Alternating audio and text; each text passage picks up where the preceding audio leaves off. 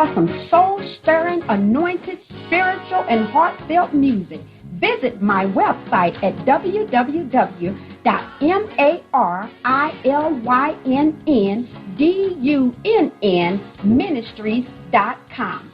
Or you can also find me on CD Baby, iTunes, and Reverb Nation. For booking information, contact Mr. Kevin Dunn at 636-856-0551. That's 636-856-0551. Hi, this is Angel Sessions.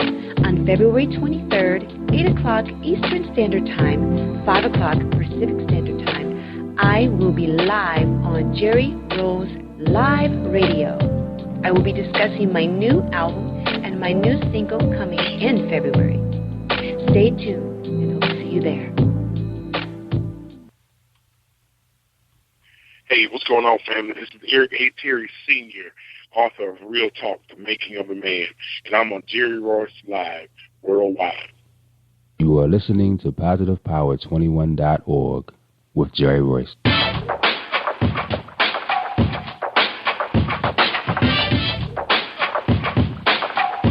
What up? It's your boy Kano Kingston.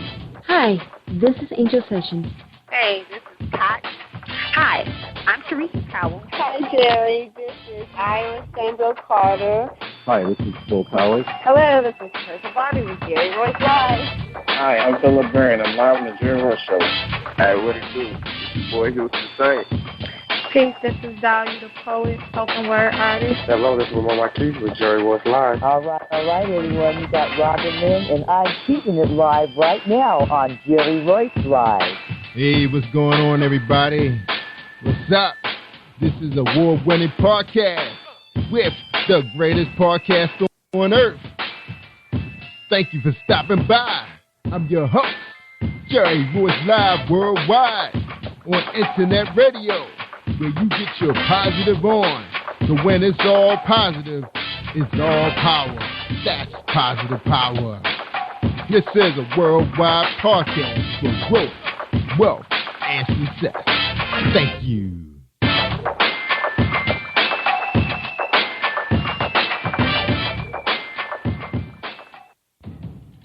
Think you know how drugs get in those little brown bottles? Take a guess. Set in the green hills of western New Jersey, inside the gilded halls of power of a U.S. pharmaceutical company where decisions are worth billions of dollars and human lives worth less. Nicholas Harding, a young executive at Marshall Pharmaceutical, finds his career, family, and life in jeopardy. The Farmhouse, a suspense thriller novel by Bill Powers, published by Donna Inc. Publications, available at Amazon.com or DonnaInc.org. Go to Bill's webpage at www.author.BillPowers.com. Are you looking for the next great read? A book filled with love, passion, betrayal, and intrigue. The award-winning novel, Season of Change, by Tamika Patrice Kane, is sure to satisfy your literary sweet tooth. Check out this must-read book reviewers are calling uplifting and emotional, and exceptionally great read, deeply intense and thought-provoking. Order your copy today, available in paperback and ebook on Amazon.com or at www.tamikapatrice.com. Are you an author looking for promotional services or a reader looking for a great read at low prices? In this competitive world of books, Writing Royalty Promotions is dedicated to bringing authors and readers together to build a greater respect for literature through our various promotional services and online bookstore. So head over to WritingRoyaltyPromotions.com and check us out.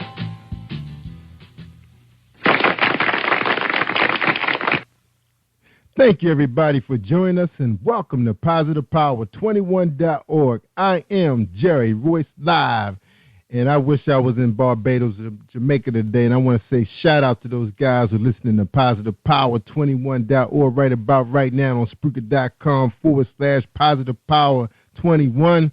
Man, we got an Arctic freeze going on up around here. Man, I don't know what we're going to do. It's School's closed 2 hours late tomorrow, so you know it's cold when they close school 2 hours late.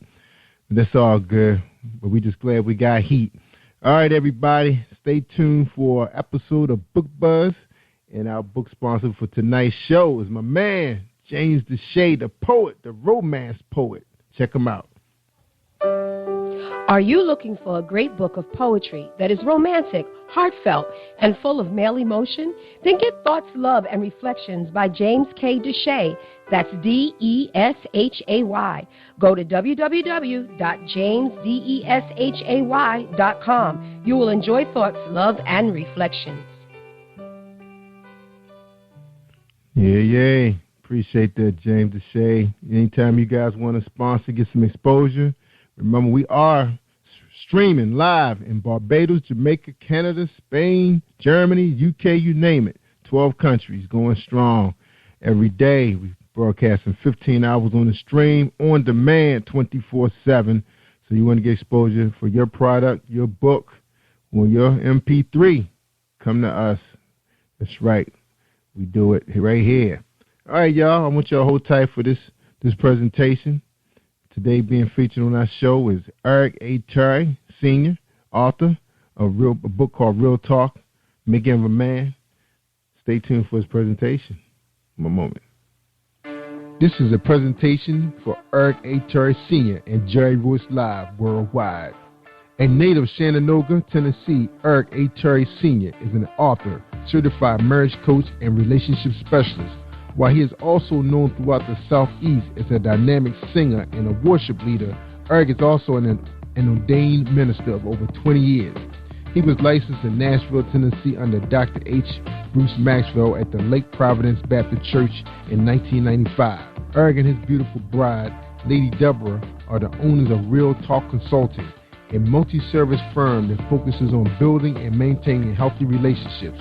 Real Talk was developed in early 2012 when Eric began posting relationship advice on his personal Facebook page.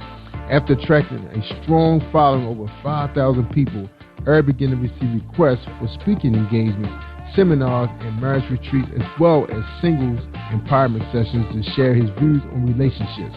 In this time, they have impacted the lives of hundreds of couples and individuals seeking God's original design for their relationship. Eric and Deborah truly have a heart for marriage, and it's through the transparency of their own lives that they provide individuals, couples, and teens with the tools necessary to build and maintain a healthy relationship. Ladies and gentlemen, I hope you enjoyed this presentation. I present to you Eric A. Terry Sr. on Jerry Royce Live Worldwide on PositivePower21.org, the radio network. Thank you.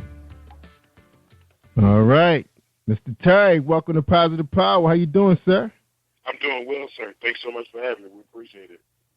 Hey, man, my pleasure, man. Glad to have you. And the first question is, who is Eric A. Terry Sr., the author? Oh, man. You know, I'm a born and raised in Chattanooga, Tennessee. As the bio said, my father, Jerry Terry, is a pastor here, and I have been in ministry and involved in church most of my life. Over the last few years, God has really shifted some things for me and had me really focus on relationships and focus on mainly marriage, but for singles and also for couples as well. But my biggest takeaway, I guess, from life and as far as who I am, I'm a father, I'm a husband. I have 4 beautiful kids that range in age from 26 to 16. Wow. So my wife Deborah and I, basically we use our marriage as a ministry and a business to help others. So we really take this thing seriously, man. It's been a real blessing to be able to do it. Yeah, see, man, you got 5,000 followers. I guess they just want to check y'all out, see how long you're gonna last. You know how people are. Yeah, absolutely. That's a blessing, though, man. It's like a window to your life, man. That's all right, man. Now, you know, I was telling you early before we got started, I said my Marylanders, man, they like to get to know you. You know, we got a little South in us, too, because a lot of us come from the Virginia area, and, you know, that's considered really South for people living in Maryland, especially if you're in New York and you come from Virginia, but you're not trying to act like it. But, you know, we like to get to know you before we spend some money on you. That's how we are. So, man, so tell us, man, how, you know, you told us you was in the church all your life. So pretty much, you know, what was life like, you know, growing up, man, in a Terry household, man? Tell us about that.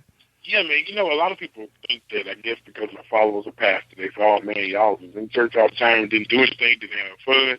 And that was, you know, far from the truth, man. My father was a very balanced man. So we knew about church, we knew about God, but we lived life. And we had fun. We went to parties. We did the same thing our friends did. My father just gave us a balance with it by helping us to understand the role of the Christianity, or the role of the relationship as far as religion, and as well as, you know, just living everyday life. So, man, I give people the illustration, man. It was, my house was the lower class version of the Huxtables. We didn't have the money. We didn't have the money the Huxtables had, man, but we had the love. We had the family. So yeah, so you guys used to, yeah. So that means you guys didn't have the pretty sweaters on. And, no, man, no, we couldn't afford the sweaters now. Now I know y'all gave mom and pops a good show now and then though during the holidays though, because I knew you had a couple brothers and sisters. I did. I had two older brothers, and we all, and it's funny, my family's a musical family, man. Everybody sings, plays an instrument. Everybody except my oldest brother. My oldest brother, Kid, I love him dearly, but that brother, I know that he glued it to his back. So, yeah, man, so we had a lot of fun growing up. We had a great childhood. My parents always talk about how they wish they could have done more for us. And I always look at them and we're like, man, we had a ball. You know, our childhood was amazing. So, you know, and all of that, man, it was one of those things where I was growing up as the younger kid. I was the youngest of three boys, and my brothers, to just kind of give you some dynamic, my brothers were both very athletic. These two, I mean, my oldest brother ran cross country. I mean, he ran track.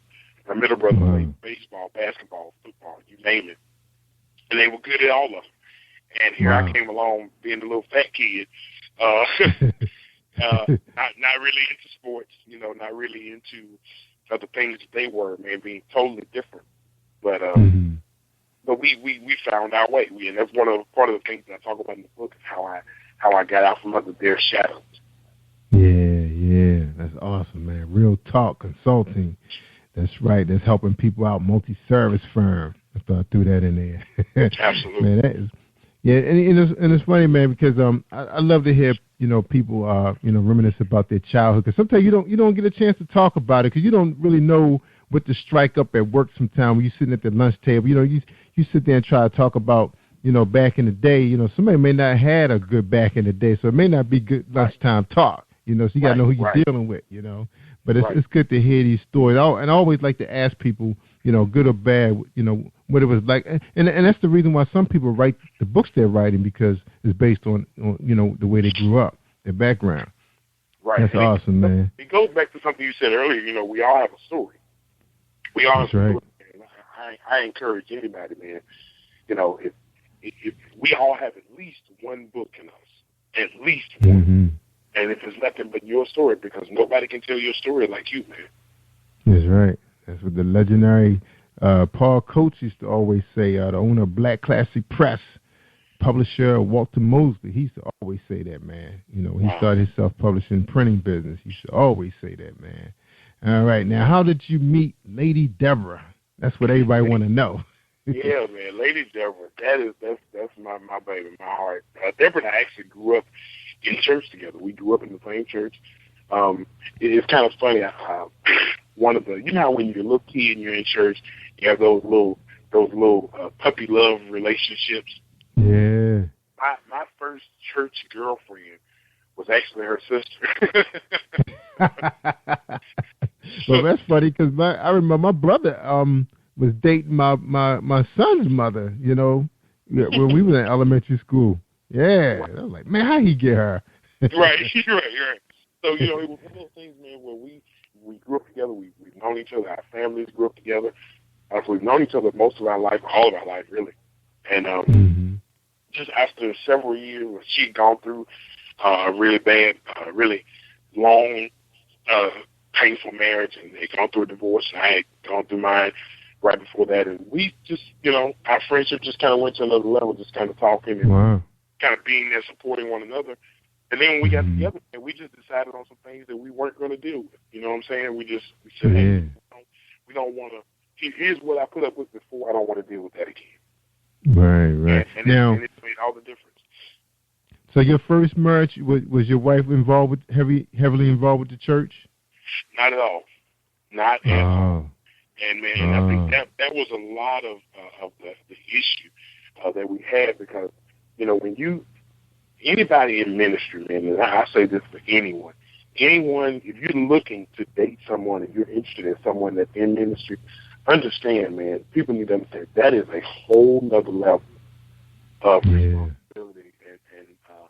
And it's just like being, and I hate to put it in this limelight, but it's kind of true.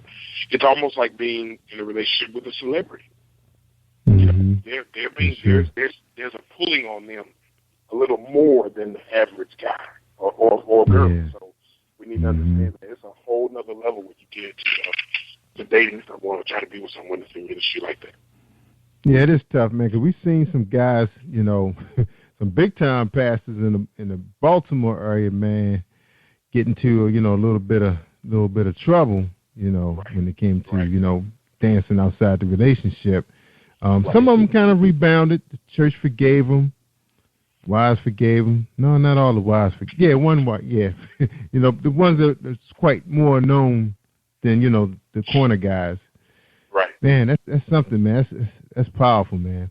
So that marriage couldn't hold up. So you guys decided to. Now, were you running the church, or were you passing under your father at the time? I was actually associate under my father at the time. And it was difficult, man, because I'll be honest with you, I really wondered how powerful or how effective my marriage was going to be after going through a divorce. And the truth is, I think it got stronger because I could relate a little better to people who were having marital issues, and I could minister to them on a different level than somebody like my father, who just celebrated. My parents just celebrated 43 years of marriage. Wow, so, 43. So there was, and I never thought about it this way, but the truth is, Jerry, there were some things that after going through a divorce and handling it properly, or getting to a level where I could handle it properly, there were some things that changed. There were some advantages that I had to be able to minister that my father couldn't, because he had never experienced anything like that. So it made a big difference, man. So yeah, it does. It really helped and really magnified my ministry. Yeah, that is powerful, because your dad was only on one side of the fence. Just like me, I'm only on one side of the fence. I don't really know what it's like on the other side. The grass don't look green to me. Where I'm standing. Wow, that is powerful, man. So that makes you way more qualified than the average guy. Absolutely. And here's the thing too. One of the things that I figured out with my dad has now been in ministry over 35 years, and in that time frame, he has married countless couples. I mean, he's lost count of how many couples he's actually counseled and married. But here's the messed up part. He has a PhD. He has a doctorate in theology. But the truth is, seminary never trained him on how to counsel couples. So out of all the couples that he's married over a 35-year period, only one of those couples is still together. Only one. And here's the real kicker behind that. That one couple is actually in counseling with me right now. Wow. I hate to laugh about that, but goodness. Yeah, I mean, it's weird, man, but 20 years later, here they are. They're actually in session with me. And it's because, so you're going to keep them together? You're going to keep that glue? Yeah. And they're doing great. They're doing great, but I think it was just some principles that I'm able to give them to manage the arguments and the issues and all that stuff, where my father never really experienced that, so he couldn't give them tools to help. Yeah, you're right. You really can't really fathom what they're going through because you're not there. But I mean, I'm not sure, if your mom and pop ever had ups and downs during their relationship. Because a lot of times when you the first lady, they like being the first lady, so they take they take all the punches, that's being thrown at them, good or bad. So I don't know how good your mom loved that lifestyle, so that she didn't challenge anything that went on in the marriage. Because I know, talking to some pastors, you're right, man. It's like being a rock star, man. Yeah. The women are out of control. Women are chasing after them just like they chase after rock stars. You know? And I didn't know that at first. I was like, wow, it's like that. Yeah, and the truth is, the reason that happens is there's an attraction. Women really want a man who is able to lead and who is able to give them that spiritual guidance. And when they can't get it at home, it makes that man, that pastor, a little more attractive. Yeah. So it's. But how about this, Eric? This is a good question. This is something you could think about. Like, all right, how about the time? You remember the times you were in school, probably high school most likely, and you had an attractive teacher. You kind of heard her a little clearer than you heard the other teachers for some reason. Absolutely. Yeah. So that could be it, man. It's like that's the class you don't miss. Right. And them same women lined up on that first and second row, but they have to sit in the second. They have to sit in the second or third pew. First lady in the first pew, right? Or she's sitting somewhere else in your church. Right. Right. I know. With my mom, she usually sits like on that second pew to the right of my dad. What he did was years ago, he stopped women from sitting on the front row. Yeah, I heard about them guys. They make them wear little blankets or something like that too. Right. And and unfortunately, you have to have that type of mindset because you just never know how people are thinking and how they're going to react to situations. So it's really a lot of the things that pastors go through and pastors are approached with. Man, it's really all in how we handle it. Yeah, we put so much pressure on those guys too, man. Cause I had a conversation similar to this with a gentleman on my job who was pastoring the church, and I was telling him what my pastor was going through, because he, got caught, pretty much with his pants down in the, at the church, when a deacon walked in on him, and he said, but and he knew him too. He said, but this guy is a man just like you and I. They make mistakes. I said, dude. I said, you got some people, man. They hanging on to his every word. This is their last stop. And he said that one time. He said, I know a lot of y'all come from those big churches, family churches, and this is probably your last stop. Not before you die, but before you call it quits and say, I'm staying home watching football on Sundays now, or hanging out with the fellas. He said he knew this. He said, you guys got me on a higher pedestal than probably any other man on earth. And he was right. Someone was saying, yeah, dude, this is it right here. If you mess up, I study at home. That's what some of them guys are saying to themselves, I was thinking that. I was like, yeah, you mess up, dude, I'm just going to stay home and deal with the guys on TV then. Because, I don't know what they doing, but I don't want to hear what's going on bad. I don't even want people to even tell me what they doing. I just want to go get the word, participate, do some community service, take it home, It was starting to be like that. You get my age, you start to see a lot. You start to hear a lot. And then you start saying, man, you can't put a lot of trust in no man. He's just a man. Right. But here's the thing, man. The Bible is very clear when it tells them to not to put that kind of pressure and that kind of trust on a man. But it also tells the men that as pastors, man, we have to be careful that we don't allow that stuff to go to our head. Because a lot of times you have these rock star pastors who their mindset is they see themselves as rock stars too. Yeah, they do. So and if you're not careful with that, man, we can use that power, use that authority in the wrong way, and ultimately hurt somebody. And it's hard, it's difficult, but you're right. We do put people on the pedestal because. I never forget one of my friends hearing my dad cuss for the very first time. And he freaked out. He was like, your father's a preacher. And I'm like, okay, but he still knows those words and he still has emotions. He still, there was nothing.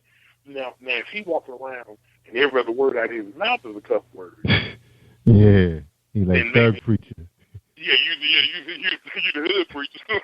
You know, okay, I can kind of see your issue, but you know, when you talk about somebody, I mean, man, my dad literally when he cussed, Jerry, it was one of these, when he cussed, you knew he was mad.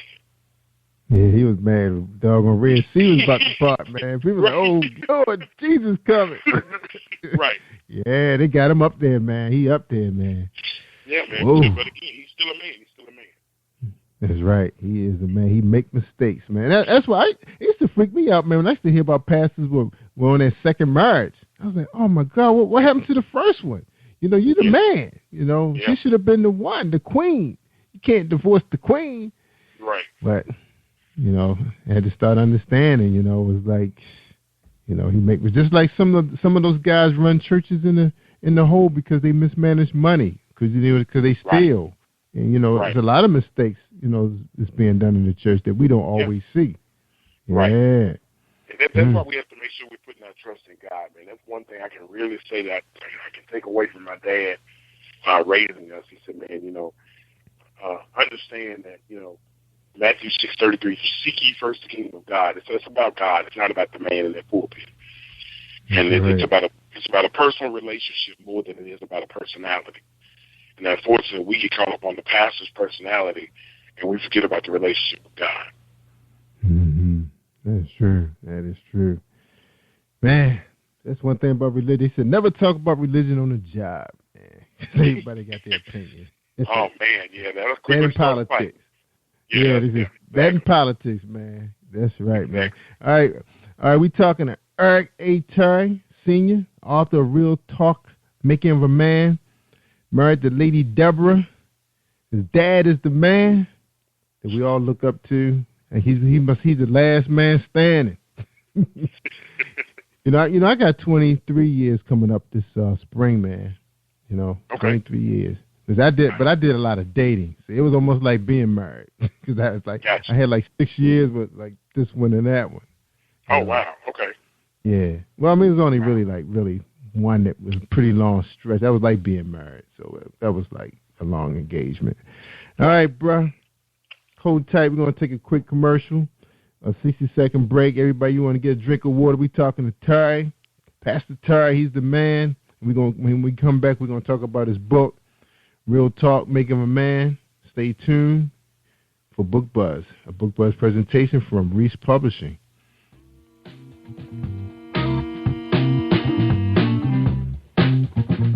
Are you an avid reader of urban fiction, looking for drama, suspense, and more? Reese World Publishing is dedicated to bringing the world's best literature to our readers. Urban fiction, erotica, sci-fi, mainstream fiction, and children's literature are just some of the genres produced by our diversified family of authors. You can reach us on Facebook, Twitter, Instagram, and at our website, www.reeseworldpublishing.com.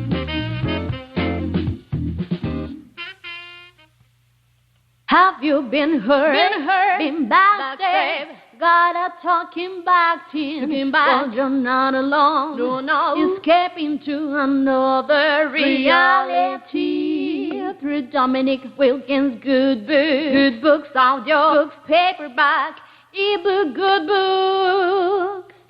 Available on authordwilkinsgoodbooks.com. Hi, I am Arthur Crystal Alexis, and I'm on Positive Power 21 with Jerry Royce Live. Woohoo! Yeah. Jerry Royce Live worldwide, Positive Power 21. Spreaker.com/Positive Power 21. Worldwide, 12 countries, everybody.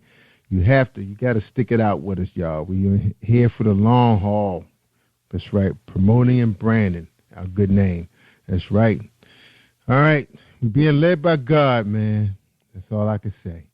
All right, we're talking to Eric A. Terry, Sr. He's the author of Real Talk. He's the owner of Real Talk Consulting, multi-services firm that focuses on building and maintaining healthy relationships. So I'm assuming that this book kind of was a rebound from this business. You would say, Eric? Absolutely. All right. But tell us about Real Talk Consulting, and then we're going to get into the book. Yeah, man. With Real Talk Consulting, what we did was basically, you know, I was on Facebook just with my family, friends, and classmates, and just started to see a lot of drama. And I was like, wow, I remember having a relationship like that. And it just, I hated to see other people in that situation. So, I would post different scenarios and different advice, relationship advice, just trying to, give some people some clear ways to handle and to manage their relationship, to make things look better, man.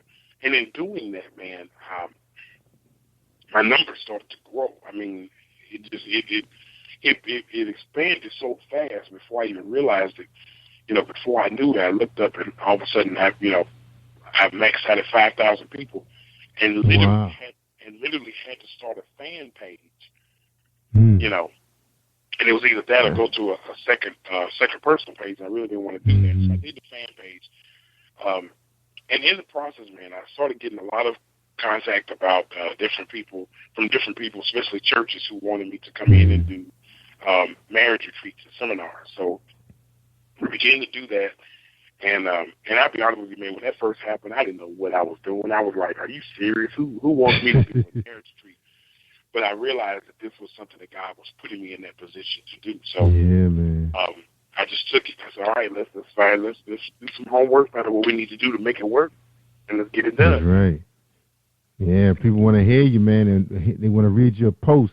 So obviously, so out of that 5,000, what's the percentage of men and women that is part of that fan base? Oh man, when I looked at my last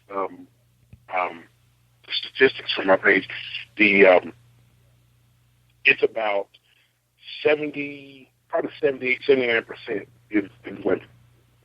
And I'll be honest with you, it's mostly single women. I've got a lot of married women too, but mostly single women. And which I found to be real interesting, because it showed me something. It showed me that women really have a mindset to want to know about men. They want to know. They want to know what we're thinking. They want to know why we think certain ways. When we do events, when we started doing the events and sessions, man, women come out. I mean, they do. You know what I'm saying? They come to this stuff now, trying to get these brothers to come out. That's a whole other ball game. I know, man. Especially during football season. Oh man, don't let you football going on. You can't find them. Yeah, no, that ain't happening. So yeah, man. So it's but what it's allowed me to do, it's allowed me to talk to women and give them some tips, because I think some women just have a kind of I won't say a bad mindset, but just a different mindset on how to handle or how to talk to men. And I'm like, you see it all the time. You see women, getting in a man's face and putting their finger in his face and pushing him inside him. You can't, man. That's not how you approach a man. Yeah, you're right. Even on the job, man. Even on the job, when they're your leaders, your supervisors, some of them just don't know how, especially the ones that never been married or in really good relationships. Right, right. And that's the key. That's the key, because if you've never had that and you don't know how to correspond, man, it all comes back down to communication and being able to communicate effectively. So trying to teach people that now, I'm volunteering at a place here called the House of Refuge, where there's a kind of a halfway house program for men. And these guys, man, I'm able to go in there every Tuesday and teach a class with them. And basically, I've made the book a workbook, and I'm kind of walking through that with them. It's just helping these guys get their leadership skills up, increase their communication skills, kind of change their situations at home. Yeah, y'all talk about anger management and everything, because that's like a key issue. Definitely. But here's one of the things that I figured out, even when it came to anger management. If I could get guys to recognize, to respond, let me put it this way, if I can get guys to reply instead of responding, they can control their anger. I think a lot of it happens with men, and this was me back in the day. I would listen to respond instead of listening to understand. So I think what I would do is I'm listening to what she's saying, but I'm only listening to get enough for me to make a comeback. That's right. That's right. You're trying to win. You're trying to win the argument. You're trying to win, right, absolutely. And I think that's one of the biggest struggles because, listen, the truth is a man's number one need is success. So we need that challenge. That's why we like sports. That's why we like games. That's why we don't like to lose. Success is our number one need. So when we're in those situations and we feel like we're losing an argument, I mean, you put that brother, you back him up against the ropes. He's going to fight you. That's right. Wow, that's funny, man, because like you can use that same analogy when it comes to education. If a young man, if he's having problems in school and he's in the 8th, 9th grade and his parents not home, or he's a single-family household and his mom need help anyway with money, right. He's going to bail, because he feel like he's losing the race anyway. Right, absolutely. Wow. All right. Now your book covers all of this, is it addressing more females or more male, or was 50-50? Well, you know what? Originally, the book is the first 4 chapters is all about me. It's because in the process, I was writing the book and going through all this relationship tips, and in the process of writing, God said, "Okay, but the people like what you said about your listeners." He said, "All right, the people need to know who you are. They need to know your story." So, the first 4 chapters, man, I really talk about my story. I talk about my growing up, my being raised in a pastor's home, being raised with 2 older brothers who were very athletic and very popular, who were thin, who were good looking, and here I was becoming a little chubby fat kid, and trying to live up under that the scrutiny of that.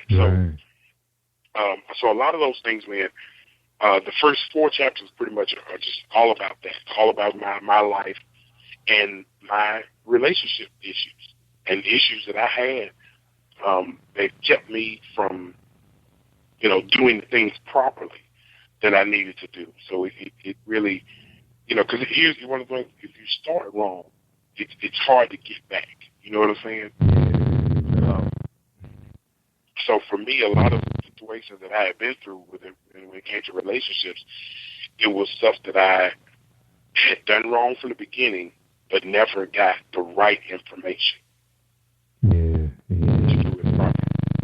So, all right, now my question is that before you met your first wife, were you doing a lot of dating before you married her?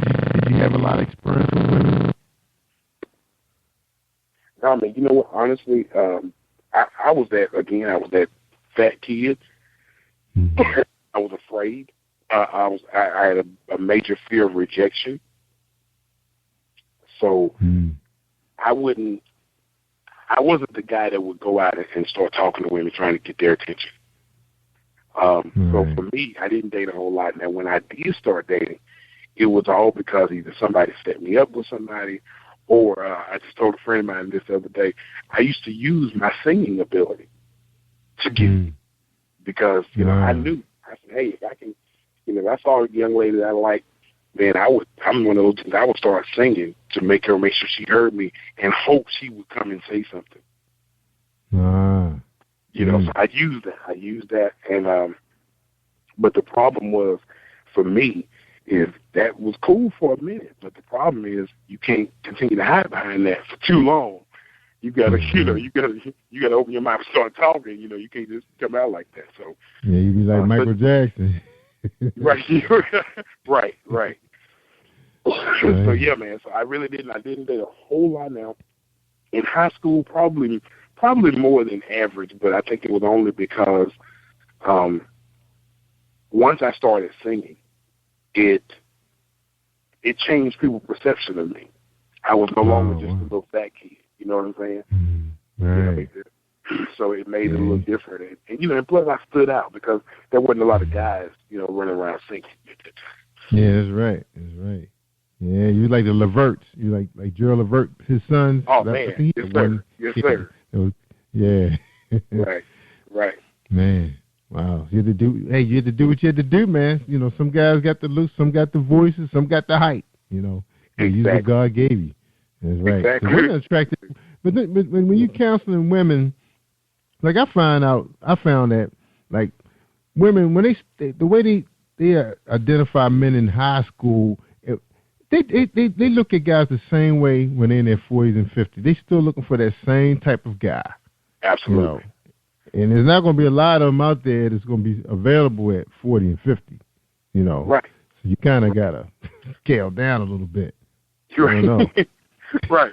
And I think what the problem is, I know for me, when I think back to my exes, I had a couple of girls that I talk about in the book that didn't want to be with me in high school because they didn't mind being my friend, but they couldn't see themselves dating me because of my weight or whatever at that time. And then, of course, years later, graduate high school and, go through divorce and lose a bunch of weight. And it's like, and everything changes. But right. it was sad because to see these same women, like you said, still chasing the athletic dudes and I'm sitting there thinking, your history with these dudes ain't that good. I mean, you've had these brothers and they treated you like dirt. Why would you keep looking for that same type of dude? But for me, it's all about teaching women now to value themselves, so that when they find somebody who values them, they recognize it. That's right. I mean, I understand you have to have some type of attraction for somebody, but sure. But always. I told my sister and a couple of friends, I said, you guys missed the boat when you didn't marry the guy that was like your really good friend. That was the one that was really for you. I said, you should have a relationship where you're like I met couples that they have longevity in their marriage, and then you look at the secret to their success or their formula of why it's still going strong, and it's because they get along so well. They want to be with each other all the time. It's like, are y'all together do you have to drive her everywhere? Do you have to go everywhere he goes? They together all the time. Now, listen, it is key. My wife and I tell people all the time, you've got to understand, if you don't understand anything else, people are so busy trying to fall in love, and the truth, we need to learn to fall in like. That's right. We need to like each other. Like them a lot. You got to be able to like them, man, because I'm telling you, man, there is, and listen, I'm sure there's plenty of your listeners can attest to this, there is nothing worse than being in love with somebody you don't like. Yeah. That's a bad spot to be here, man. Yeah, you sit next to them at the movie. I can't stand this person. Why I'm at the movies with them? Why I'm laying in this bed with them? I can't stand them. Right. Yeah. Right. Gotta like them. Don't even call them when you don't see them all day. Like you don't care. They're like your roommate. Right. And man, and so many people get married now, man, for the wrong reasons, and they end up being in relationships where they're just roommates. And, they can't break up because they got too many bills together. They got too much stuff going on. So it's like you're just there, but here we are married, living single. And man, that is no place. That's not a good place to be, man. Yeah, especially you hook up with them girls that had them supermodel bodies, man. They start getting in their 40s and 50s, man. They not gonna be that much of a supermodel no more. Right. Same thing with those athletic guys. Because I don't know about your experience. I know for me, a lot of those. When I went to my 20th reunion, man, I remember laughing so hard because I walked to my 20th reunion and all the dudes that were the athletic, shot guys. Man, they were just as fat as I was, and I thought it was hilarious. Mm-hmm. Yeah, I remember my best friend, man. He said I used to brush my hair forward all the time and back. He said, yeah, Jerry. He said, you're gonna be bald. You're gonna be bald when you get in your 40s or something like that. He said, man, I saw him in his 30s. He had no hair. I still got my hair. So, that's what I focus on. That's my focus. I said, man, this kid. That was a good old days, man. You gotta love your boys, though, man. The homies, man. You gotta love the homies. They keep you in check, man. Some of them guys have made their buddies successful because of certain things they've said in high school to them. Absolutely. You're gonna be nothing. You're gonna go prove them wrong, and then you pull up in a helicopter. Right. Yeah. All right, man. Look, we're gonna take a quick break, man. So when we get back, we're gonna take your final thoughts, man, to today's conversation, man. We appreciate you being here, Eric, telling your story, man. We wish you the best with the book. With 5,000 people following you, man, I know you probably you be selling out all the time, man. We try our best, Doc. That's right. All right, hold tight for a quick presentation with Lisa Sandler with WRP Promotions. Are you an author looking for promotional services or a reader looking for a great read at low prices? In this competitive world of books, Writing Royalty Promotions is dedicated to bringing authors and readers together to build a greater respect for literature through our various promotional services and online bookstore. So head over to writingroyaltypromotions.com and check us out. Positive Power 21.org Internet Radio. You are listening to PositivePower21.org with Jerry Royce. All right, thank you, family. We're talking to Eric A. Terry Sr., Real Talk Consulting, Real Talk Making a Man. All right, tell people where they can get your book at, man.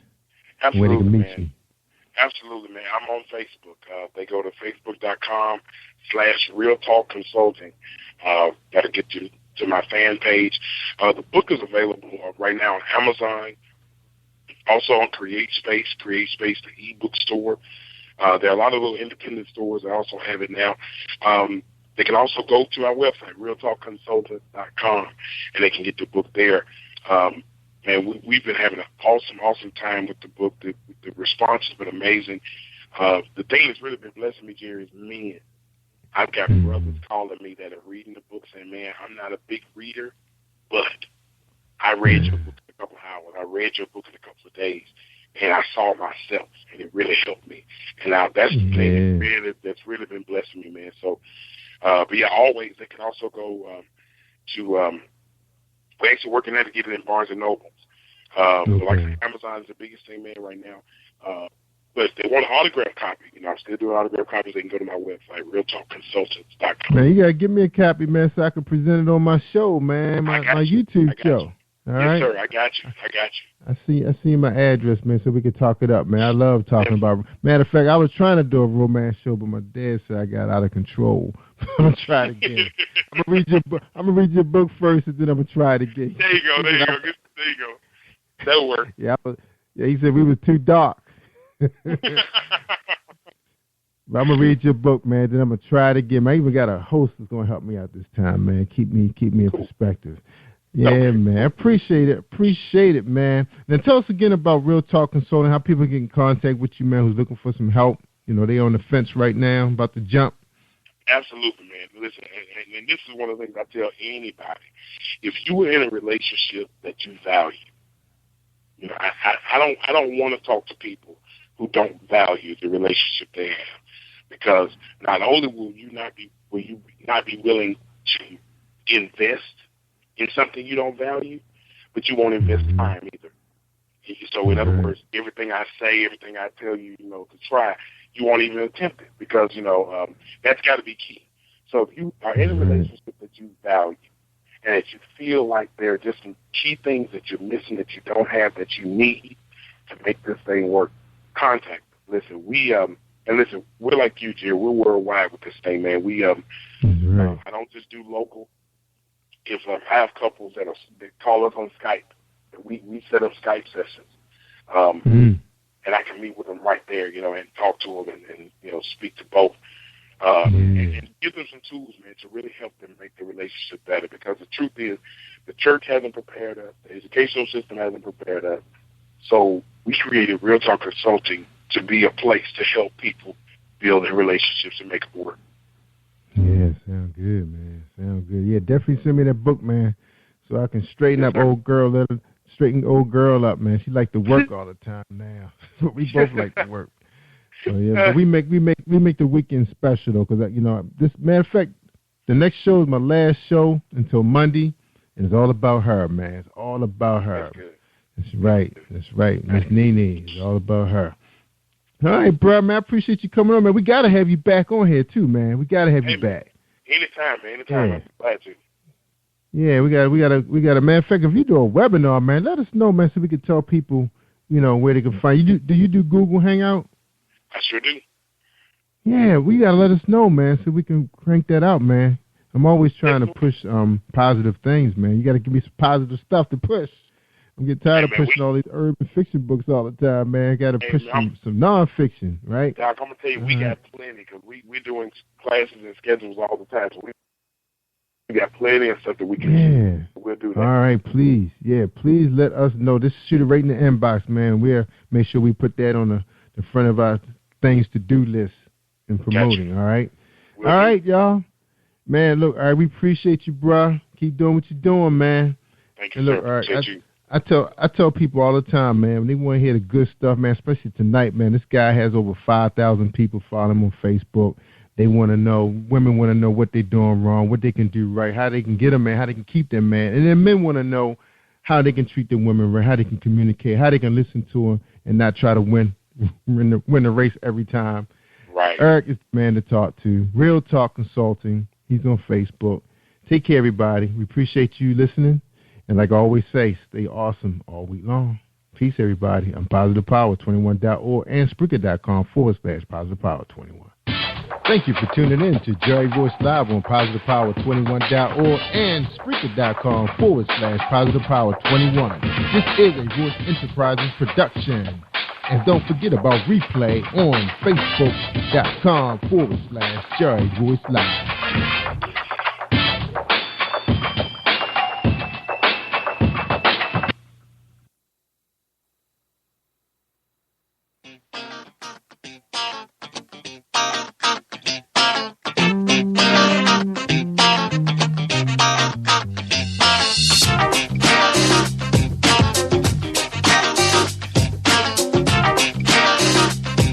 Hey, what's up? What's going on Facebook, Twitter? What's going on is me, Jerry Royce Live, worldwide. Tonight on Unplugged, a special super remix of poets. 11 poets being featured tonight on Unplugged. First time ever on Spreaker.com. That's right, first time ever on PositivePower21.org.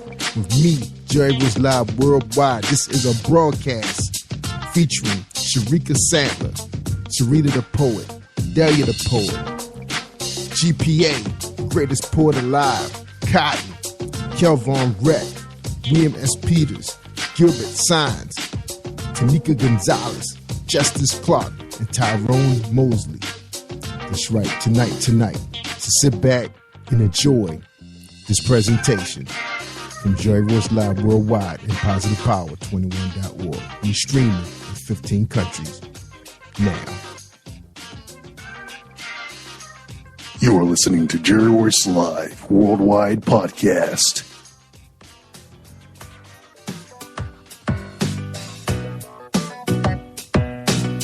Hey everyone, this is Tanika Gonzalez, spoken word poet. Whenever I'm online, I'm always listening to Jerry Royce Live. You can find Jerry on www.speaker.com. Positive Power 21.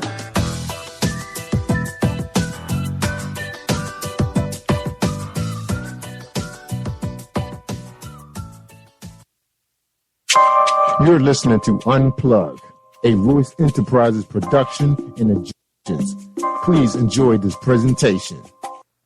Featured on Unplugged, poetress Tanika Gonzalez. Enjoy this presentation. You're listening to Unplugged, a Royce Enterprises production and a Jerry Royce Live Promotions. Please enjoy this presentation. Kids on the playground, watching them is sweet, yet amusing. Amazing how they have so much to learn, yet so much to teach. To so many adults who lost how to see. Brave little souls, climbing and flipping all around, going up trees, helping each other down. There was 2, now 4, now 10. And each one that shows up is automatically let into this little game that they're playing. Yet, they keep making up new rules. But the love of the innocence, I think it's pretty cool. Haven't judged each other yet. Hair don't matter, and they're not checking out each other's outfits. Doesn't matter where they came from, just young souls being free. So, I'm taking this opportunity for a teaching. One kid falls and gets hurt, and they're all by her side, wiping her tears and making sure she's alright. Laughing it off, they're all back at it again. What of us adults as strangers? We're also friends. And what a crazy thought, I know. But we've all got some passion we'd like to show. Most hold back for the fear of the thought of others. But these children, that's not how they view one another. Some loud and crazy, some soft and sweet, all eager to see the personality of the next kid that they meet. I suppose after so much life lived, I can understand adults not willing to be so free. But we all can try and be a little more loving. I'll close this with a question. Are you ready for this? If children can unintentionally teach us down to the soul, what is happening in between as they grow? I sit here and observe the life I live. Strangers who pass me on the streets. People I've called friend. And then I meet. I question the lack of love and despise the hate displayed by people all over the world, especially the young these days. Being brought into this world, you're automatically introduced to so many wars. My observations will explore the war of judgmentals. They paint a picture off an assumption and sell it as truth. But as we all know, selling knockoffs is rude. The war of power, who's for evil or good, to control or to be an example, to love or to hate. Where do you fit in this place? Evil wants to consume energy from all that are around, to find strength, and watch their heads leave the ground, placing themselves above others, eyes glazed with the mighty thirst, ready to destroy all and any that don't put them first. Government, gangs, culture, race, religion, church. Kind smiles are only pretend. Religion, we'll get back to in the end. The war of violence, there is no escape. The loss of power turning into pain, then anger, revenge, blood boiling in search of the satisfaction to win in the end. Why harm or hurt another because of the tornado that we feel? Violence is no justice, never a way to heal. Society, you suppress your emotions and then let it burst like this? Regretful violence. Family turning into enemies due to the war of money and greed. Betrayal amongst us all, because that's how some seek to succeed. Spending thousands of dollars on hair, nails, and skin. That's how we're teaching little girls to get attention. It's that war of beauty, but if only they would see the true meaning of beauty. It's not on the outside of you or me, but it gives these men a reason to dive into the war of lust. Once they've seen that perfect creature, to know them, to touch them, to hold them, to have them, is a must. All at the price of telling lies and breaking hearts. Because you see, it was only lust from the start. The war of religion, the biggest war yet, something I call man-made. But Jesus, I don't forget. All of this, what's wrong and what's right, believers scream and fight the good fight. I could only sum this up as truth is the way. And whatever truth is to you, I encourage you to pray for wisdom and eyes that can see beyond mankind and the religions we are trained to believe. When war that does not exist and will conquer all above is love. Love is patient. Love is kind. It does not envy. It does not boast. It is not proud. It is not rude. It is not self-seeking. It is not easily angered. It keeps no records of wrongs. Love does not delight in evil, but rejoices with the truth. That was 1 Corinthians 13:4. And this is my very brief observation. This love battle for us females, it's a war, it's a game. And somehow we find ourselves claimed into a position to have to play back, not realizing we just signed up for a heart attack. One after another, the cycle goes on, hearts destroyed, while people casually say, just be strong. My friends, you cry on my shoulder and ask me what to do. First thought to mind is to simply speak truth. Tell you where I've been and what's happened to me. Because nobody's perfect, you see. I thank you that you have so much trust in me. My opinions, my advice, even when it's not always nice. This is what I think about love. Listen close, as my words are giving you a hug. There's a time I had all the answers, knew the game, very cautious on giving my heart away. Took a chance, felt it break, froze my feelings before another mistake. What happens when something is frozen and begins to melt? Cracks and soft spots are felt. You'll begin to believe lies and open up to fools. First impressions as angels, who would have thought that they're cruel? Lost the belief, understanding what is sacred. There is no respect in sex. A magical energy created between two souls that connect. It's turned into perversion, the most selfish act yet. This game has taken a shift to the south. There's some unusual breeds that I don't know about.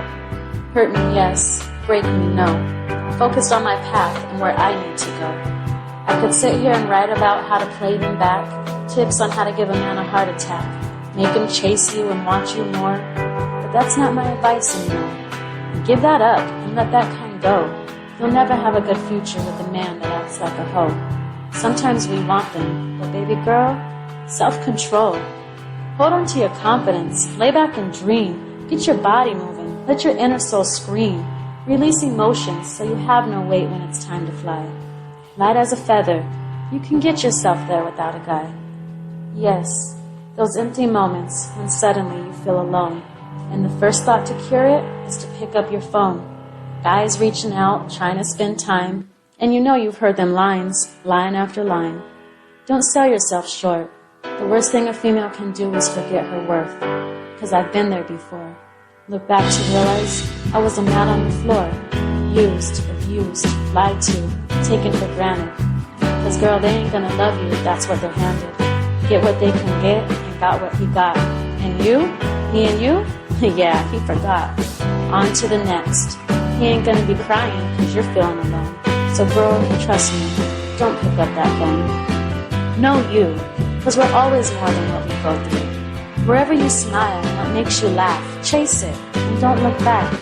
When you feel pressure begin to lift and tension release, then you know you're beginning to feel peace.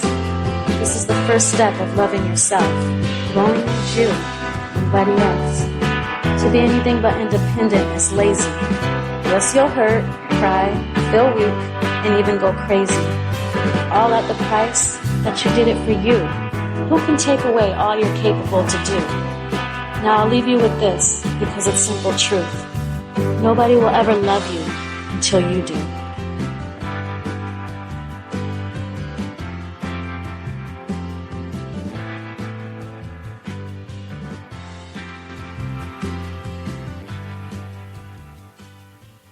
You are listening to Jerry Royce Live Worldwide Podcast. This is Brandon Royce, and you're listening to Jerry Royce Live Worldwide on PositivePower21.org. This is Kelvin Rett. I'm the author of He Wants to Use Me poetry book, and I am on Jerry Royce Live. If I surrender everything to you, O Lord, would I be able to walk on water? If I swallowed my pride and put my little idols aside, would I be capable to live a life of order? Could you dwell in a temple with filth never swept and use it to please you, O Lord? Is it possible to clean such a filthy wretch? I am eager to know you, my God, and your infinite power.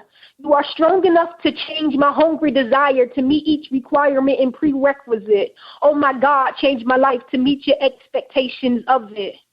I want to do your will, but my flesh just wants to play hardball with the world's little league. Every time it throws a curveball, I swing and miss. I keep trying to play hardball, but I'm losing. I stopped practicing before the games, thinking I could handle the pressure. Stop praying, now here I am dealing with depression, filling myself up with anger, mad at me because I lived a life of lies, got knotted up in soul ties, tried to get loose, but they were tied too tight, losing a stupid fight called life without Christ. I'm determined to be free from everything that's withholding me from living a real salvation, just to make me a witness to a God that is amazing. But I'm so stuck on my weaknesses, I have no room to see my strengths. Oh my God, you see what I deal with every day, and I just can't get away from the obstacles that are training me. I need you to occupy me. I have too much availability for other things. Lord, what if I completely rip my life away from me? God. Please take everything that is a hindrance away so I can see you and only you, holding on to your nail-scarred hands. I can't believe you actually did that for me. I mean, God, I believe you did it. I don't mean that it's blasphemy, but Lord, you let them put a crown of thorns on your head. You carried a cross as they beat on your body. Not one in high authority had your back and stopped crucifying you for my stupidity. You gave up your entire life just to let me gain your grace. That's great. But why is it so hard for me to give up nothing when you gave up everything for nothing like me, who obviously didn't deserve a thing? That's astonishing. Lord, if I... You are listening to Jerry Royce Live Worldwide Podcast. That's right. I believe that. Now, are you prepared to read us some excerpts from your book? How about a poem? Yeah, great. That'd be wonderful. It's called I Am an Overcomer. I am an overcomer because Christ lives in me. And when the power that dwells inside of me begins to manifest, you become intimidated and devastated because your expectations of me were well beneath what God called me to be. The I am in me shall rise and cause the enemy to flee. The I am in me is powerful, great, and mighty. God has stored infinite possibilities in me, hopes and dreams that have yet to be seen. God's consistent rating me, restoring greatness in me. Every day he gives me new mercies. Every day there's a new me I haven't seen.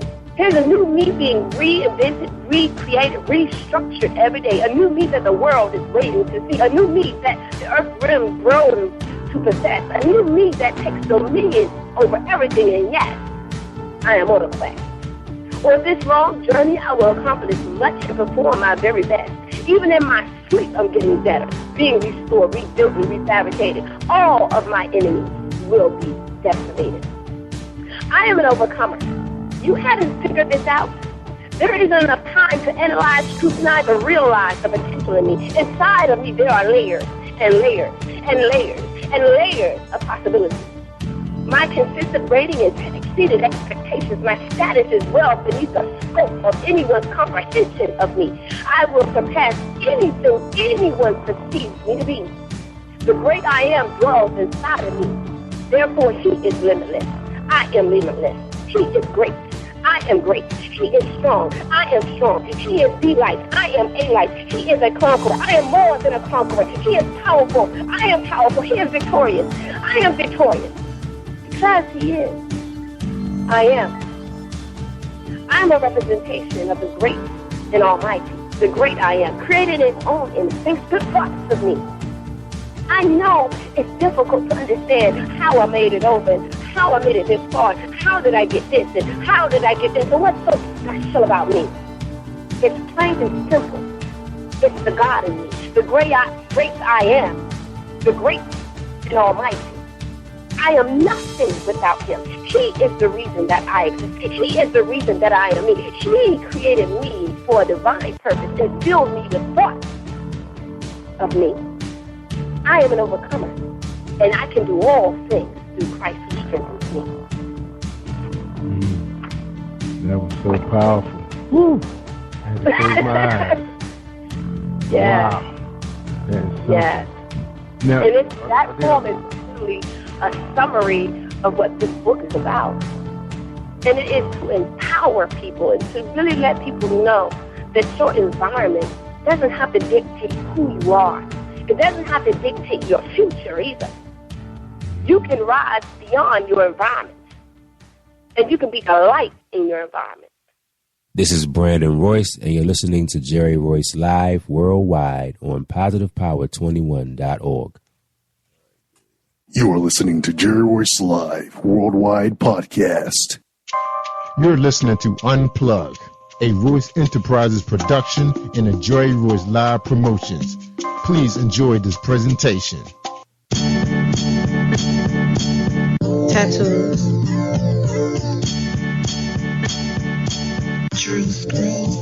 Tattoos appear only on the surface, but the marks are much more permanent on the soul. I pray that I find my purpose before that day I grow old.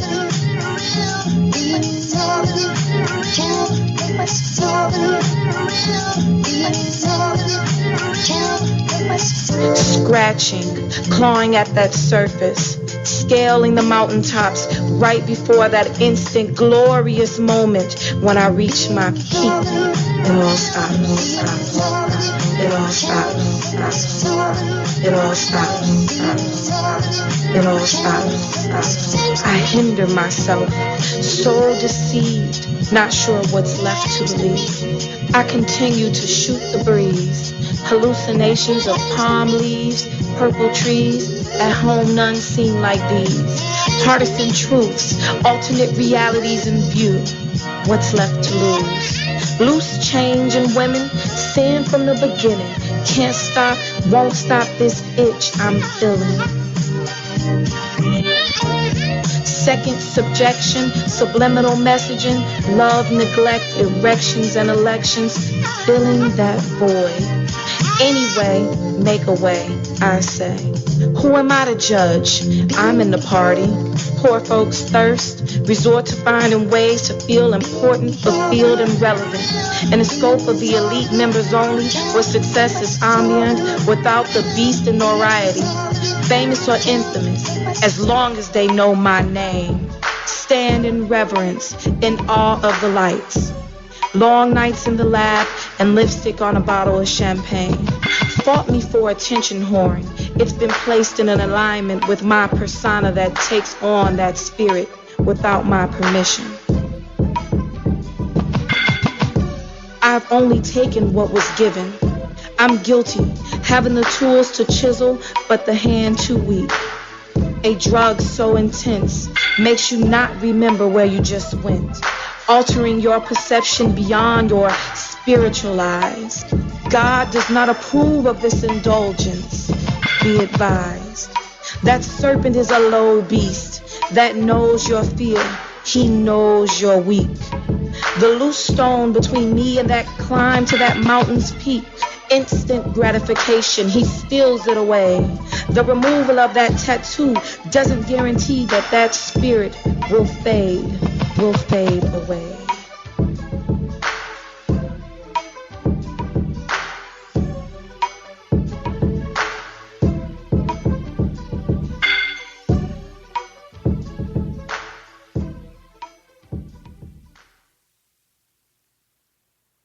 Invisible me, so visible you. Forget that I'm here. You don't have a clue. See, I reach out to you, but you then turn away, nudge forward, then a pull away, tug of war. Your confidence kills, but my absence, it seems, you don't even feel. I could reach out for you, yet you still wouldn't hear. I'm jealous of your love for yourself because your love for me doesn't mirror it. Yet, I admire you obsessively because my love for my own life is not a carbon copy of your self-love. I try to understand you and this whole thing of how I feel, but to no avail, no remedy, no solution. I'm standing here. Hello? Can't you see me waiting with patience? That stony heart in the cavity of your cold chest has not 1 ounce of flesh. Does it beat? Does blood even flow through it?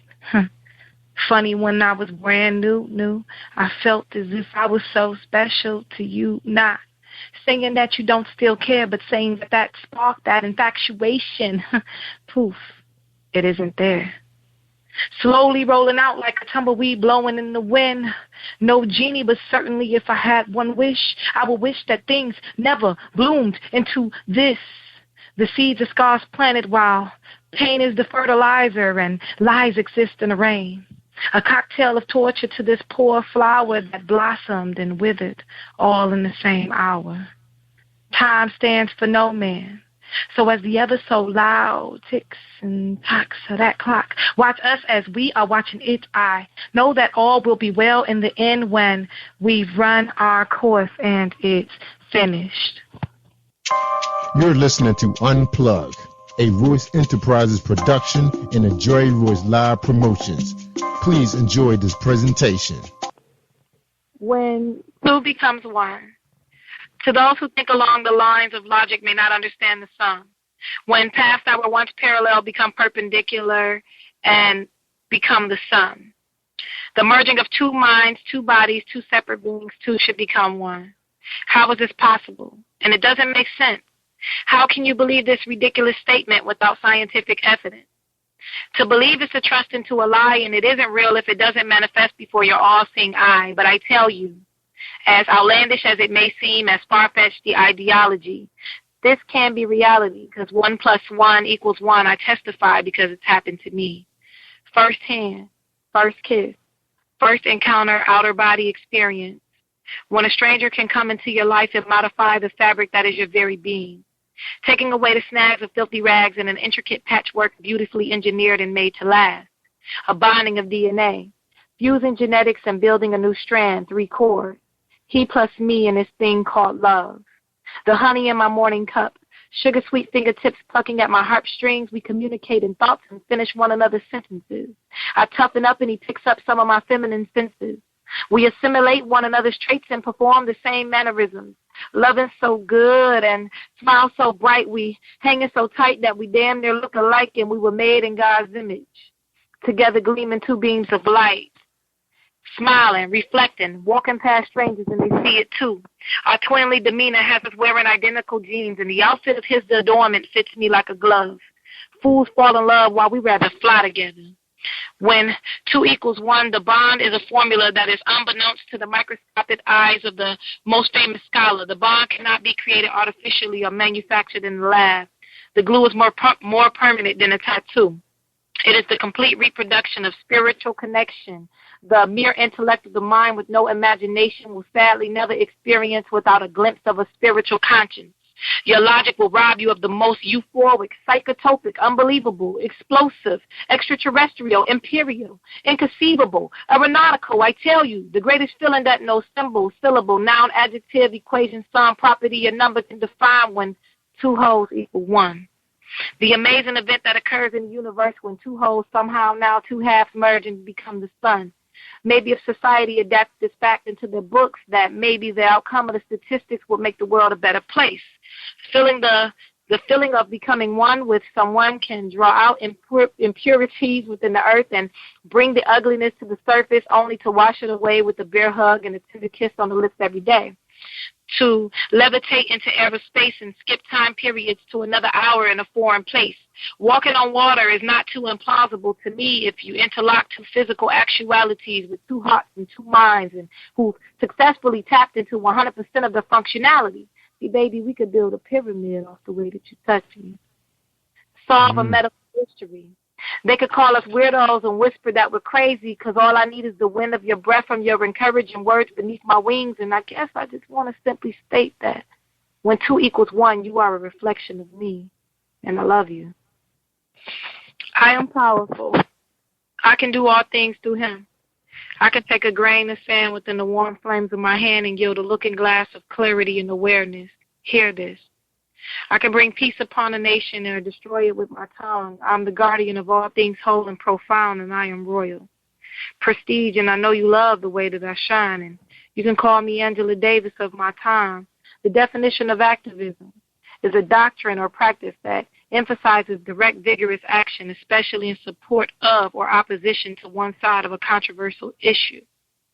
No matter how fancy the words, you still cannot define my purpose or my power.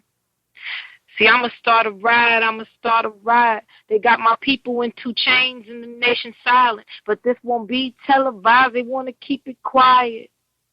Moving in an oppressive police state. A dystopian society of the have and the have-nots. And what's a middle class? The workers and the thinkers.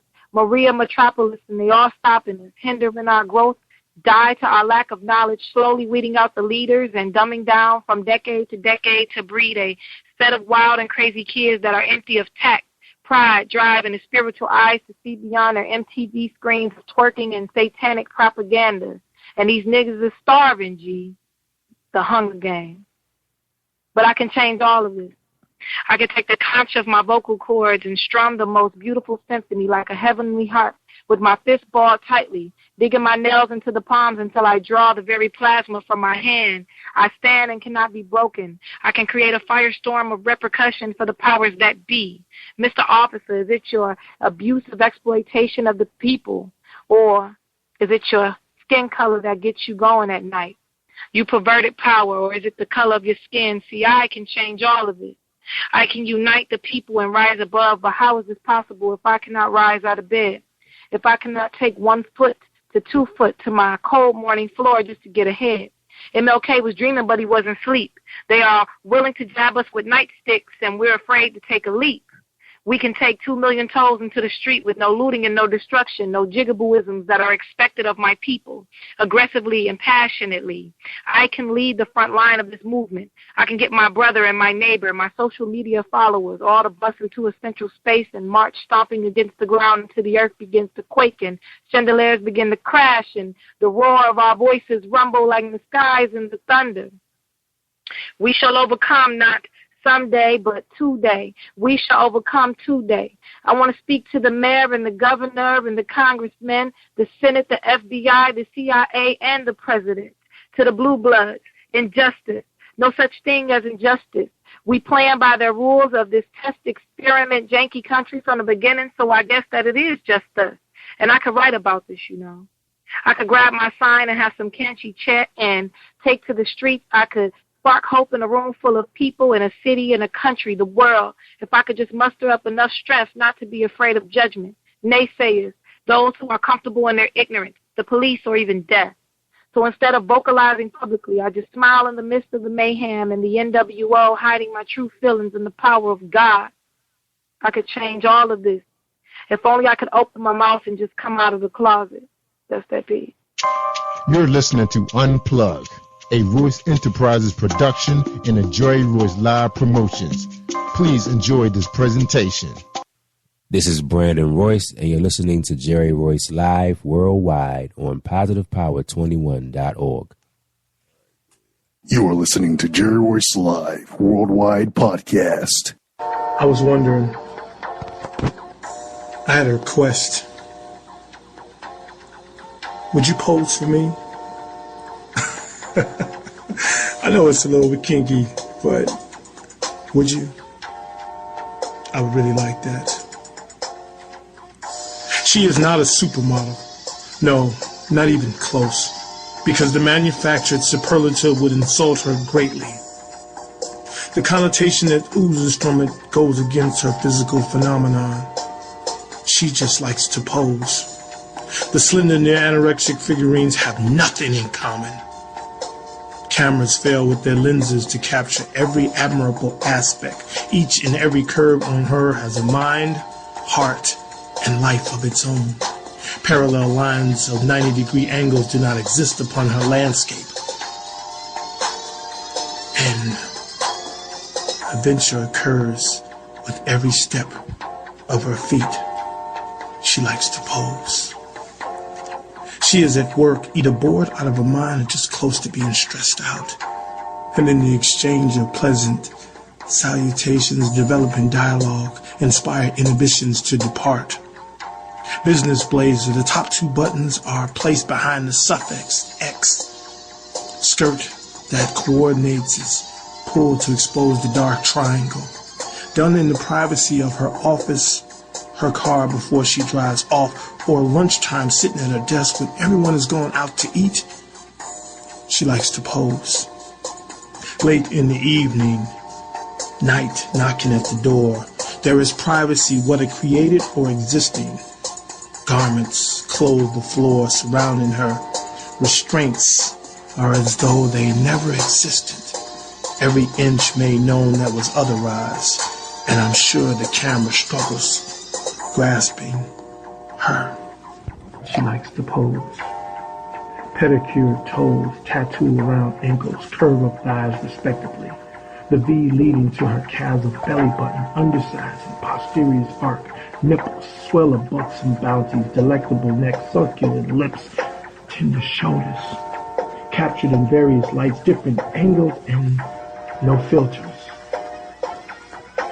No filters. She likes to pose. and I stare at my catalog of photographs. At any time, arousal can be summoned. Venus machinations are, of course, superior to my Martian mentality. My full attention she has, and she knows it. That is why she likes to pose. She likes to pose. She likes to pose. For me. From Revenge of the Orgasm, April 29th. My poem.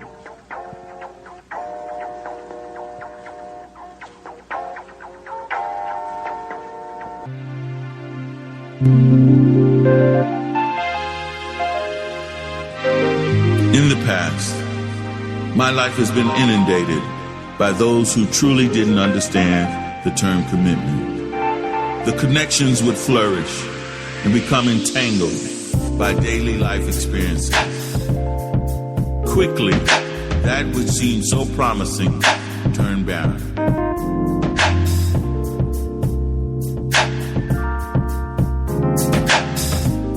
What has recently appeared before me seems to break all the rules of the past.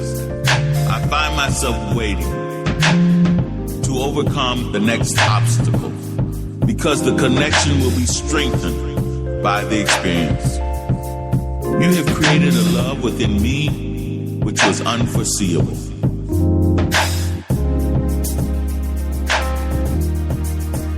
I've never known love like this.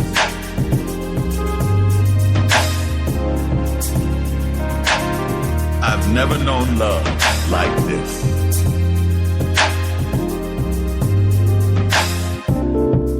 My commitment to us is deeper than I ever conceived it could be between a man and a woman. I never dreamed that my belief in the Lord's word would manifest itself in this fashion. I live to put into words what being one with you does to my spirit.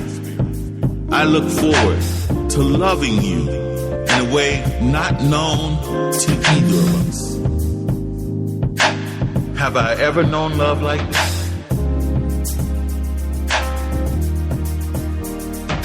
I've never known love like this.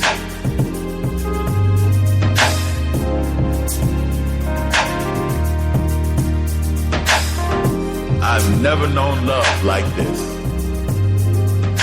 I have never loved like this before. I refuse to allow it to disappear as those in the past.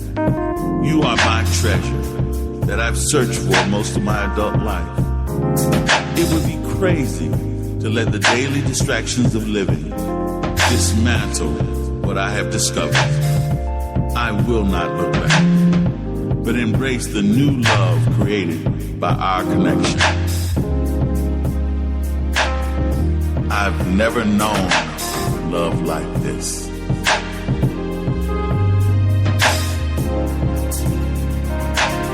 I never known love like this.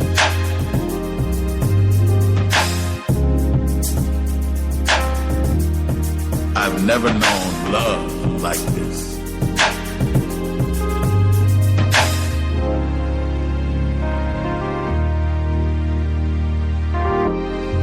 I've never known. I told you from day one that I was a child of God. But for some reason, you seem to think you could defeat me. Now there you are on Satan's coattails because you sold your soul with nothing to show for it. Detached. You say I'm detached. Well, yes, I am.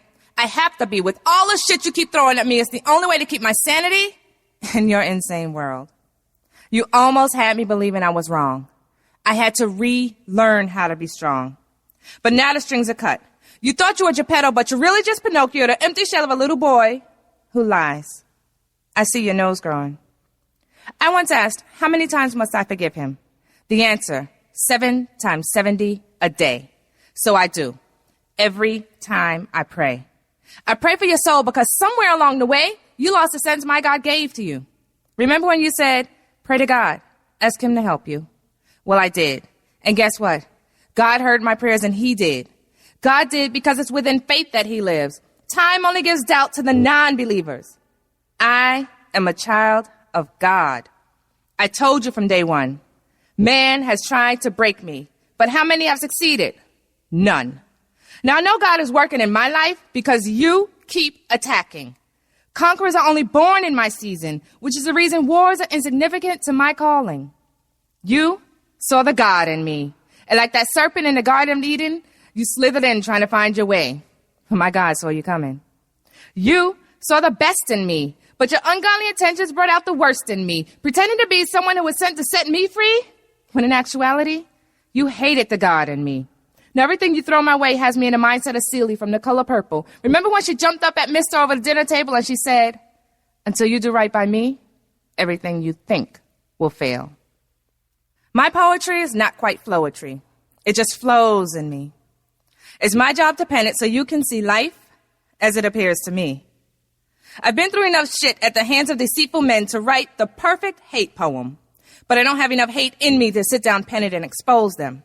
Having had more sleepless nights than I care to keep track because I can't seem to get the thoughts of where do I go from here out of my mind and off my back. Having run from my poetry for most of my life because I was afraid of my own truth. I once wrote the pen is a continuation of me, and the ink that flows is how I bleed, if only metaphorically. Then I stopped writing. That would have been the end of me, right? Wrong. Because I was too busy trying to live my life, avoiding having to write my strife, piling more and more on my back, turning occasionally to see the growing stack of my life. Praying to make it through each day, constantly looking for a better way, being told you're so blessed, but feeling more and more stressed as the days go by, knowing that I must hold my head high at all times because it's nobody's business what I'm going through. Remembering what my mother and her mother always said, don't air your dirty laundry. So I keep my dirty laundry to myself, but damn, that shit gets heavy. Constantly being pushed to my limits and surprising myself by keeping it together and not losing it. Because I know we all have a story. They aren't all pretty or ideal. And Lord knows they aren't what we pictured as children. But my story is the heart of my poetry. No, it's not flowetry. It just flows in me. It's my job to pen it for you to see.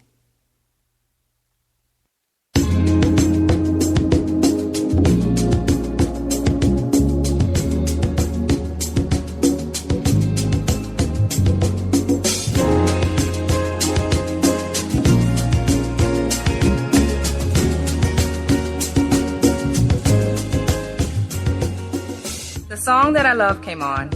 I immediately thought of him, and a smile crossed my lips. He reminded me of the importance of intimacy. As I reconnected with my own five senses, sight. He's a sight for sore eyes. A smooth milk chocolate complexion. Oh, yes, he's so handsome. With perfectly shaped lips, just had me anxious to kiss. I love to watch him speak, and that boyish charm women seek. Sound, melodic voice. His words in my ear, whispers reaching the deepest thoughts of my existence, dancing with my imagination, the most sensual sensation I've ever heard. Repeated with each syllable of each word. Scent, the scent of a man. I'll explain it as best as I can. His pheromones, I don't even remember if he wore cologne. As I inhaled his scent, it was masculine and strong. It was bold, a feeling that he belonged. I inhaled, exhaled, and inhaled again, allowing his scent to be one with me, exhaling only to take him in again. Taste. Yes, he was delicious. The taste of his lips, sweet, satisfying. There was no denying the appetite I had developed for him. Touch. I feel him. The way he gently pulled me close. I feel him. The way he wrapped his arms around me. I feel him. The way he kissed me. I feel him. The way he reintroduced me to intimacy. And as I listened to this song that I love, I remember how he reminded me of its importance. And I smile. And I smile. And I smile. And I smile. Depression sets in like a cancer, eating away at everything that brings joy. Day turns to night and back to day, And the only thing that changes are the shows on the TV that are watching me. I can't think to eat. Well, food won't help me at this moment. As I keep falling deeper into the darkness. As my fighting seems to be in vain and my cries fall on deaf ears. And as timeless words meant for encouragement only seem to dig deeper. There's always someone going through worse than what you're going through. Every dog has his day, and a good dog has too. And this too shall pass. And a personal favorite, God never gives you more than you can handle. My question is, am I only human? How much more must I endure before I'm pushed to the edge? And when I start to see the light, I seem to get pushed deeper and deeper into the darkness. Depression's an ugly two-headed beast, and it doesn't like to lose. And I can't afford to lose. As I stand tall to battle on those days I have no choice but to get out of bed, that beast rides my back, determined to weigh me down and crush my spirits. Just as I feel myself giving into the weight, I'm reminded this fight isn't mine alone. I fight for myself, my 3 gifts, and my mother's dreams for me. And I sit and I wonder, how the hell did this come to be? I mean, wasn't it he who said to me, I will never hurt you? But this isn't a heartbreak poem. This is the fight a mother has for her kids poem. This is what evil does for revenge poem. This is the fight of my life to fight for what's right poem. And depression sometimes gets the best of me, but it never stays for long. It's already written in song. Psalm 23.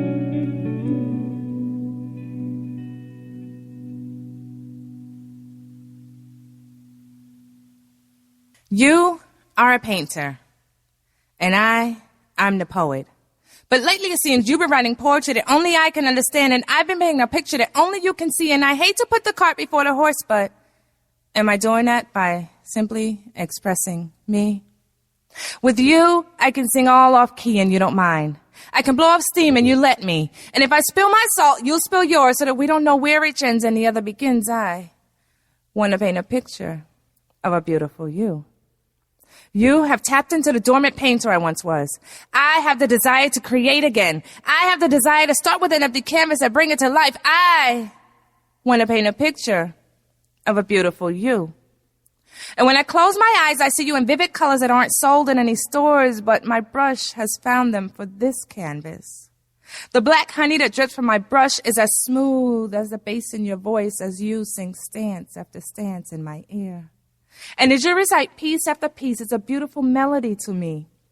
The corners of my mouth turn up in a smile as you break my concentration with your eloquently worded pieces of your soul.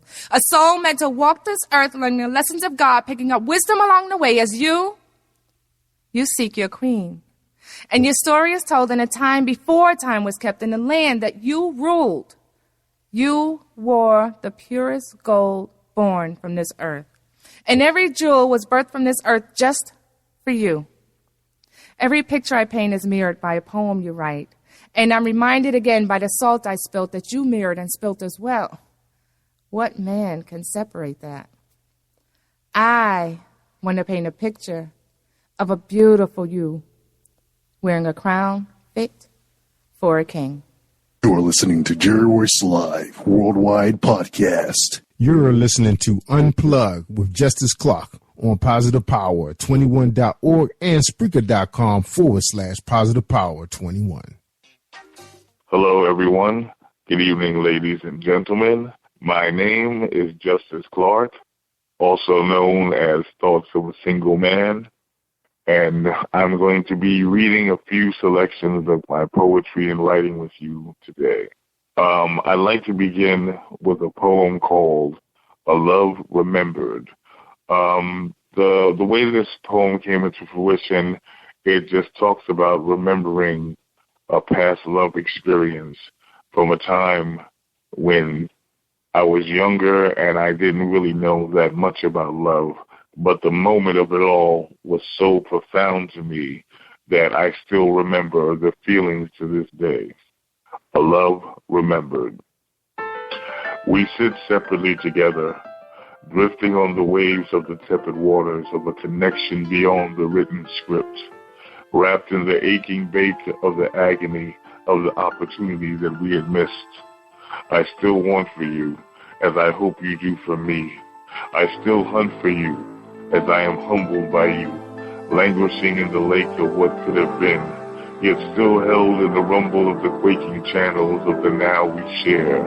as we ride the surfing crest of what can still be. Shadows whisper in the hush of the night, leaving paintings on the wall of our delight, where bodies dance in the connection of the joint, on the unseen stage of life's bittersweet play. The candle flickers in the puffing breath of the beating air, as I found you there, waiting for me like a long-lost friend, prepared to write another chapter in the book of us, for it is the story told that knows no end. The tingle's still there as we approach one another once more, as if the receding spark never died.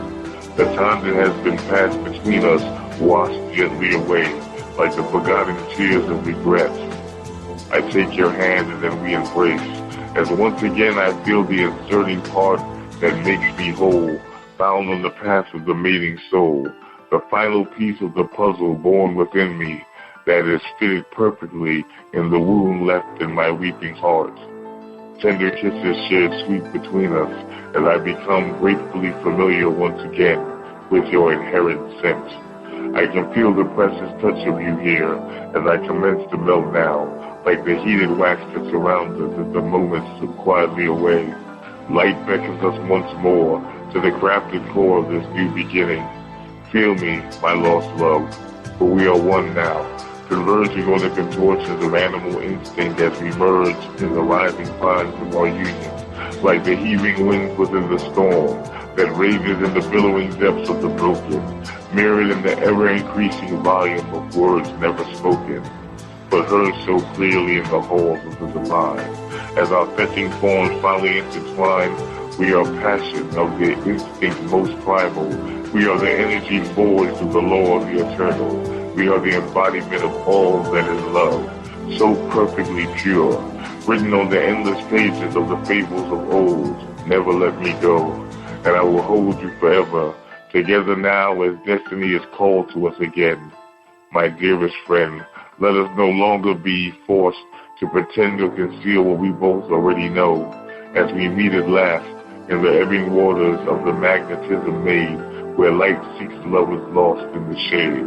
We become wet like drops of falling rain, free from the calling pain as we learn to spread our wings in their span, leaping now, no longer afraid and flying blind, but truly seeing what we have for the very first time, as we glide on the feathers of the soaring clouds of a never-ending sky of amorous affection, then finding our sacred place of cherished rest, wrapped in the glorious protection so blessed of a love remembered, thoughts of a single man in poem. You're listening to Unplugged with Justice Clark on positivepower21.org and Spreaker.com/positivepower21. As you can see, that poem was conceived about a time when there was a beauty and an innocence to love, and seeing that it could actually be revisited and be reborn years later if two people were able to meet once more. The next piece that I would like to do for you is one of my signature pieces. It's something that I wrote maybe about 2 years ago, and it really captures the essence of how I feel about my writing, and all of the energy and the exhaustion and the effort that goes into it. I mean, I write constantly, but this piece, I think, really actually captures just exactly how I feel about the way I write. And this piece is entitled Blood, Sweat, and Tears. Blood, Sweat, and Tears. I bleed onto the pages of the empty book, letting my soul cook, marinating the canvas with ruby red lines of liquid stains, torn from the depths of my love, life, and pain. No transfusion could supersede the confusion or the infusion of the multiple contusions that are read upon the faces of the non-writers. Instigators and haters caught in the sling blades of dimension, attempting to lacerate the souls of the mentioned. I have been cut so many times before, though I may not have known it, as my pen extends from my surging palm, pumping what is red rather than red fluid, and scatters the array and display of the words that dance so vividly in their crimson splatter, weaving their way on the once white surface, drowning in the magical moment of inception only to resurface in the forms of my sentences and phrases. And my desire is that what is born in me shall also be conceived with the essence of purpose. The pumping of my heart is the pumping of my art, and these inflictive pains demand that these restrictive veins expand. I'm hunting, so I feed on these pages. I am wanting, so I need on these pages. I am planting the seeds on these pages. I am ranting, so I bleed on these pages. The ink is my blood. A mental exercise that has left me spiritually swindled. My physical energy dwindled. I was breathless even before I could begin this. Anticipation of my next race to the page. This is my marathon. For the road that I run on is no visible path. It is where I follow the notes of my own song as I mount my inner melody and float on. A trail of dotted ink until I begin to gasp. The words come from an exhaustion of effort, yet still effortlessly pouring onto the road. Torn from trees that you can read, pulled from the coveted soil that surrounded the thinking seed. The form is on my brow when it wrinkles in thought, as the ideas twinkle like solid iron when wrought. I sprinkle them into the air, but the words have weight, and it is hard at times for my mind to lift them, though easily absorbed by the reader. So wincing, I graciously give them. I wipe my eyes and my face. It is wet, my shirt soaked as I invoke the invoked pen strokes of regret, dreams, desires, fury, and faded joy. And each moment sets me adrift on the river of fire. And the billowing of the heat makes my skin perspire. More wetness as I glisten. Please let this reach them so they may listen. I am ready to firmly hold the torch in my hand and venture forward with palms sweaty, hoping and praying that the readers will get me, as another mental workout has left me, drenched and entrenched in the essence of verbal footprints, damp imprints that left the images of my poetical stamp. The ink is my sweat. I would be lying if I said I never cried before. I shed tears for the pimps, the hustlers, the junkies, and the whores. I whisper prayers for the dying when the angel of death is knocking at their door. For the ones who left me with open wounds, still shivering in the open air and quivering raw. There are others who have lost their way of wanted joy.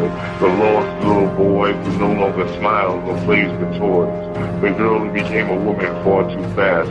The ones who were forced to live in the shadow of their past. I weep for the children, women, and men who bear scars like mine that never healed by time, and are forced to produce a fake smile and pretend that life is so good with an unsteady grin. Sentenced to the silence as they dream on a whim. Each time I clutch the pen, water fills my eyes. If you could count all my tears and let them rain, you could turn your gaze to the endless stars in the skies, and never again would you have to predict the weather. It would rain now, and it would rain forever. For my eyes are moist within the rapture of the images I capture, as I twist them and turn them into phrases thereafter. From mangled fate to decorated tragedy, I have mastered the cliche, fantasy, and simile, the majestic construction of all those words left in infamy. My tears, my fears, my jeers, my years, immersing the page, running down my cheeks in the fluid lines of lacerated liquid rage, dripping from the eye of the long-lost sage. I wipe my face once more, but can never erase what is sprayed in the cascade left in its place, salty seasoning in the recipe of my writing, simmers as a piece until I find my final piece, for the ink is my tears. Thoughts of a single man. End poem. You are listening to Jerry Royce Live Worldwide Podcast. I'd like to switch gears a little bit now and go to a different type of writings. When I do my writing, I do try to cover all different topics, and I would like to read a poem that I wrote very recently, and it has to do with a conversation I had with God. It's called My Resurrection. I have fallen so many times, Lord, that now it seems harder and harder to rise once again. I need your help. I need your strength. I need your support. I need your love. There was a time when my smile radiated like the morning sun, and words of hope and love were so eagerly sung. I remember there was a time I used to be able to run, perhaps not like the wind, but I still had use of these aching limbs. That was before I broke myself from within. Pain stings me now with each step, as I leave yet another heavy footprint on the path of my regrets. I was young, I was foolish, I was selfish, I was dumb. Yet still you were there to help me in my absurdity and allow me to overcome. I realize now I am still that ignorant child, and I am so ashamed to be your son. So many hurdles that I laid before my own feet. I took for granted so much over the years and became a slave to my own demons and fears. Please tell me that my words do not fall upon deaf ears. I have asked you before for your guidance and assistance, and though there were so many times you offered me a better way, another road to ease the weight of this aching load, I showed resistance. Perhaps I am too afraid of the dreaded act of change. It's all so strange to me now, as I recall all the pain from whence I came. Each breath now, as before, is a sacred gift, but now at times it burns my lungs. What have I done to myself? What have I become? Just an aging fool who is too ignorant and self-indulgent to follow the ways of your golden rules. Heal my heart, that at times screams in pounding agony within my chest. Repair its broken clasp. Let me wield thy art and bleed sovereign blood, and let it pump hard, like the murmur of my damaged mass. Free me at last from these shackles of sorrow that I have worn in silent shame for so long. Teach me, O Father, how to be strong, how to stop doing so much wrong, and sing thy song for all the heavens to hear, rather than hide myself from me and slither in the demeaning shadows in the filthy company of deceit and lies. Hold me in your arms and keep me safe for another lonely night, until I am there by your side in the healing home of your kingdom of light. Reshape me, mold me, make me whole, create me anew. Let me be what I was dreamt of in my conception when I was held in the eyes of my mother's view. Let me be a symbol of salvation and a reflection of you.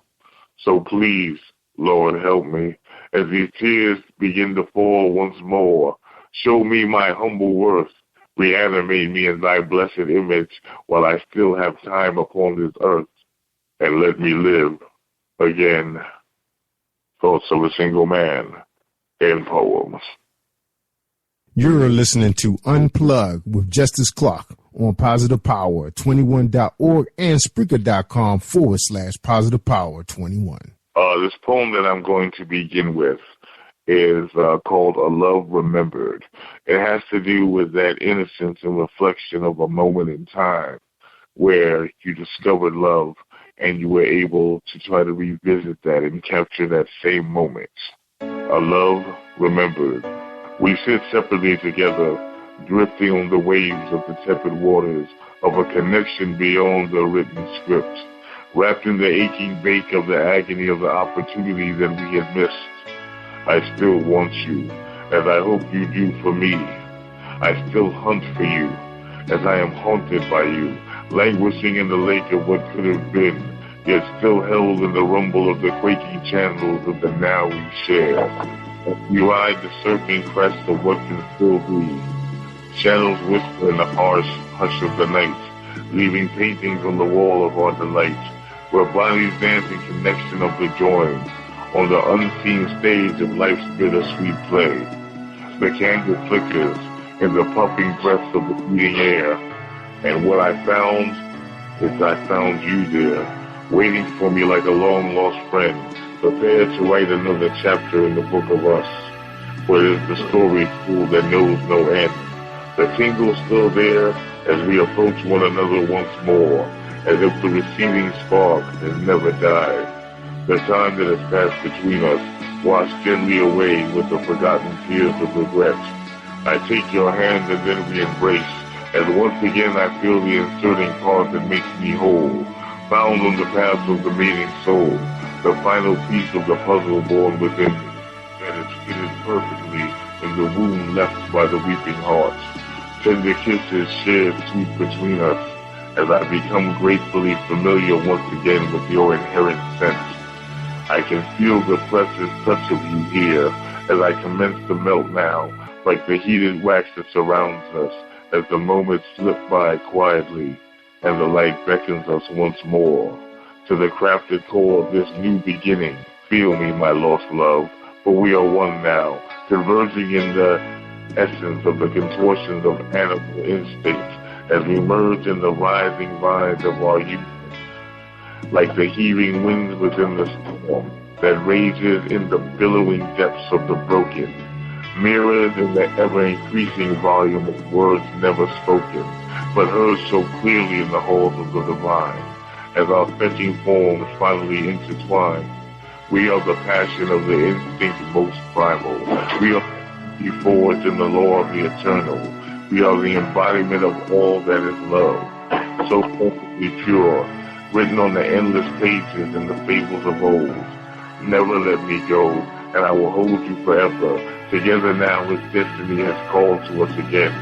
My dearest friend, let us no longer be forced to pretend or conceal what we both already know, as we meet at last in the ebbing waters of the magnetism maze, where light seeks lovers lost in the shade. We become wet like drops of the falling rain, free from the galling pain, as we learn to spread our wings in their span. Leaping now, no longer afraid of flying blind, but truly seeing what we have for the first time, as we glide on the feathers of the soaring clouds of a never-ending sky of amorous affection, then finding our sacred place of cherished rest, wrapped in the glorious protection, so blessed, of a love remembered. Thoughts of a Single Man, end poem. You are listening to Jerry Royce Live Worldwide Podcast. The next poem I'm going to read to you is one that I did last year. It had to do with just the simple fact of thinking about someone that you still love. I think we all have had those times where we recalled someone from our past that might have had a special place in our hearts, and that's what inspired this poem. Still, I sit marooned here on the isle of my thoughts as I watch the waves of my memories swim beneath the clouds of the darkened sky, trapped in the deafening roar of my unheard cry. As the single syllable is branded upon my mind once more, as I pose to myself the painful premise of why, I think about you still, in those quiet moments of the evening when I sip my humble cup of quiet remorse. I wonder sometimes what you are doing. I wonder, are you happy? I wonder, are you content? Do you still fondly reminisce over the time we spent? It was so very sacred to me before you were taken from me.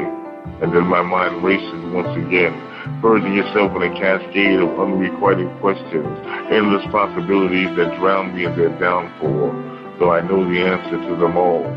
I see images of you and I holding one another, there on the shores of a dreaming land, where wishes of the broken become the shining dispensed tokens that ring like the morning chimes of the day. I lose my way then, wandering in the fields of my regret, as my face becomes wet with the tears that fall from my blinking eyes.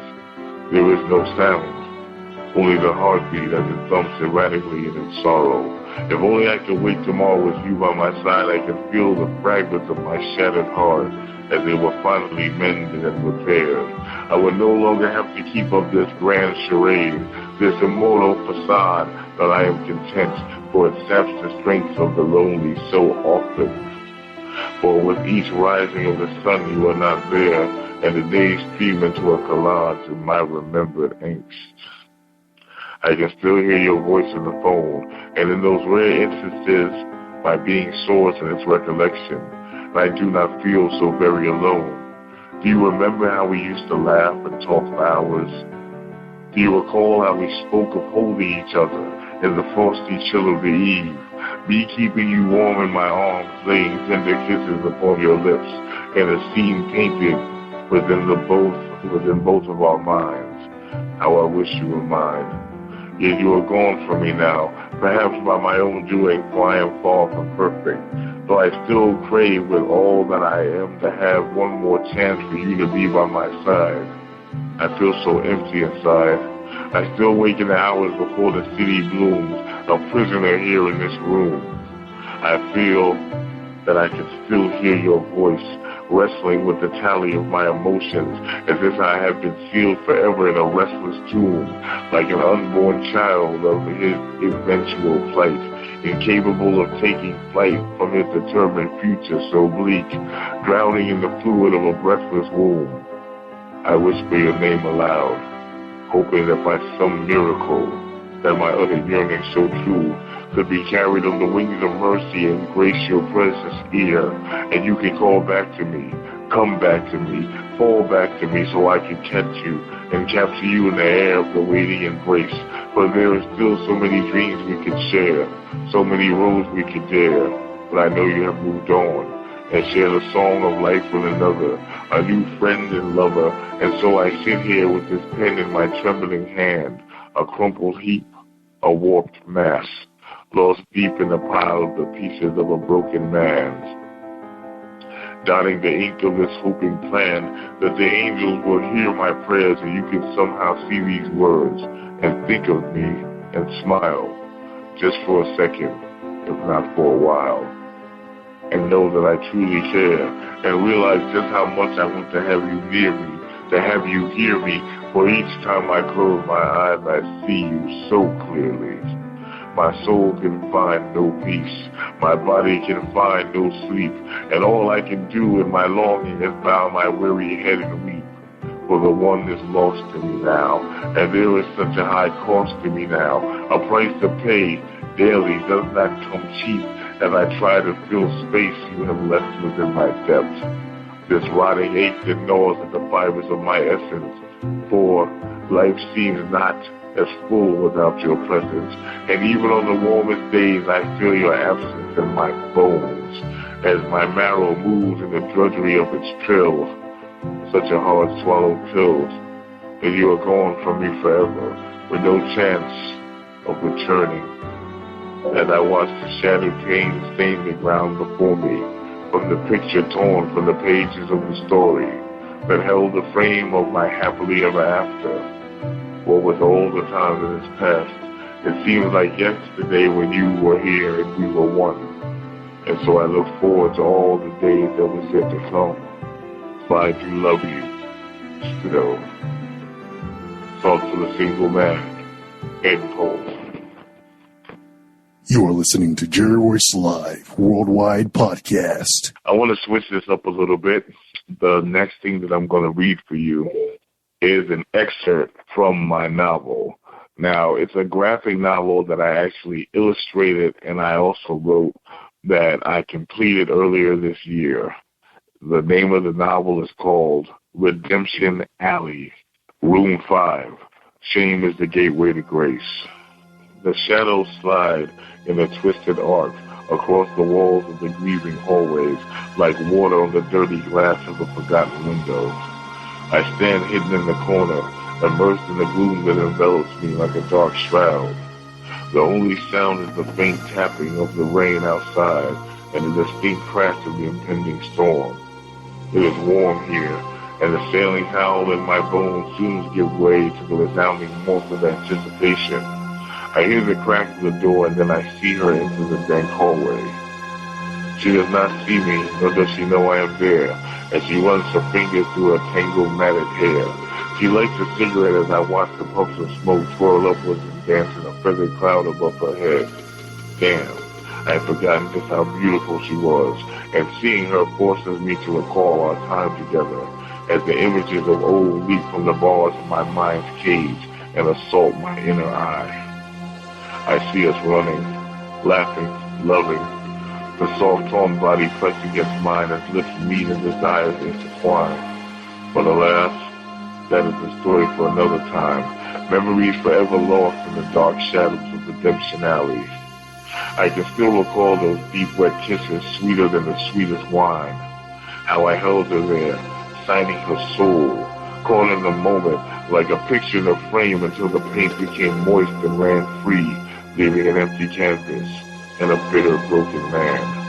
We were so young that if I had been her person, perhaps I would not be viewing what she had become. Before we separated, the world seemed so large. Before she met that one who scarred her, being so deep, she seemed to be in charge. Now for every action made, there was a price she has to charge. I thought I would never see her again, but the prophecy of the poetic one forced me to come calling. For the storm brewing outside was no mere tempest. It was the thunder of past sins as the dreary recesses bounded us all, making their way to light. An incantation that seeks to seal the fate of a nation damned. Yet there is a way to save her. For here, in this dark building, hidden in this gritty hallway, there's a long-lost key captured in the ink of a noble poet. Time has stained her, and her life now is a pale reflection of who she was. I try not to judge her by what she does to survive, but I know inside she is barely alive. A sexy little smooth talker, lost in the etched groove of a streetwalker, risking it all like every girl who answers the call of the prostitute. She was always looking for love, such a sweet girl, teeth of pearls, yellow flowing hair like the rippling sun, and how she used to skip and run, making friends along her road of life, free from fear and fright, just through the light of an untarnished soul, until she was left in the cold. She was always sought after by the pompous, full of success, and the ones who came next seeking the opposite sex for the opposite of abstinence, and only the ascendants, for she was full-figured and tall. So many recall, and the one she felt was her love became her first, quenching his hungry thirst, as well as those of the uninvited guests. And the next day she was labeled a whore. And so the scrolling of the title now became the rule. So the men at school cast her aside like a used ride, cutting her pride, and so she needed a spark of joy, like the company of a girl and boy, the human touch, so that after a long time of saving herself before the next sexual encounter, she began not to care so much. The die was cast, and the loss of flattery became her battery, and the present was fueled by the past. And so she allowed herself, her dying, crying self, to embrace the filthy title after all, and then the men would begin to call. Just a few little-known facts, nothing more, about the woman who was granted and now demanded the letter of the scarlet origin, and sought to be nothing more than just another lonely, lost whore. You're listening to Unplugged with Justice Clark on positivepower21.org and Spreaker.com/positivepower21. This next piece that I'm going to share with you is dedicated to all the men and women who sacrificed so much for our sakes during the civil rights movement. It is also a reflection of my childhood, my thoughts growing up as a teenager, my present commentary on racial relations today in America, as well as a dedication to the late, great Dr. Martin Luther King. Salutations to Selma. Freedom. There is a standing joke about the word freedom that says one must truly be dumb to ever think that they would truly be free. I wonder as I sit before this page writing these words, reflecting on the struggles of the 50s and 60s, what does that word mean to those who are not of this Africanized American descent? And what does it mean to you and me? Freedom. I know of the revolution of the times because it was not just a fabricated ideal that I read about or heard through word of mouth. It was told to me by my mother and father of the oh-so-dirty South. The importance of the symbol of the raised fist that cleaves through fetid air, that still holds the whispers of the descending whip. I am a product of the darkened felines of the day, the Black Panthers, who sought not only answers but strength for us all to stand our ground. And like so many others who paved the way, it's sadly comical to me what stand your ground means to us all today. It is the sum and culmination of generations of pain and hurt, a truth that is so often ignored until the concept of it all is downgraded and those who hear it become bored and see it as just another colorful t-shirt while the murderers roam free and the bigoted fools on Fox News still sit and applaud. Freedom. When Dr. King gave his memorable speech, my parents were there. When Malcolm X was murdered that fateful night on that stage in that theater, my parents were there. When there were separate entrances and restrooms for people of color, my parents were there. When they still called us Negro and colored instead of soul sister and brother, my parents were there. And the first time during my young days of my proud and privileged private schooling, when a classmate called me a nigger, my parents were there. Freedom. Do the words "I have a dream" still ring true in our collective ears? Is it still a dream shared, or an outdated notion no longer dared? Can the illumination of our minds in this era, in regard to the civil rights movement, truly be compared? I look out the window of my life into this cruel, hard world as I drive down the streets of urban America, seeing women on the corners marketing their flesh in a low-cut dress with no bra for their chest, and their hair and makeup a mess, becoming the role model of young girls and so-called thoughts, because nowadays it is said that your body and sexual conduct and games of the head can get you on TV, a mansion, and a yacht. I see men selling death on the corners in various forms, from weeping dust to dying dawn, as the next addict retrieves their sliver of escape, here in the heart of winter where no one is warm, and just a push, a puff, a pull from heaven's waiting gates. I see the death of young men on the news, riddled with bullets while unarmed, and so many say that this is the path we choose. I doubt if anyone ever strives to be on the team condemned to lose. Freedom. Dr. King, can you see us now? Have we seen the mountaintop? Are you waiting for us to ascend to its glorious peak? Does your message reverberate through the halls of our call, or does anyone really recall the words you used to speak? Have we become stronger? Can we hold on just a little longer? Or are we still the weak? They say the meek shall inherit the earth, but for what it's worth, the legacy that has been given to us, we of the darkened skin, swims in the waters poisoned so deeply with the shame of America's silent sins. That sickening fear I had as a child for my health and my heritage is still here, and I doubt if it will ever be gone.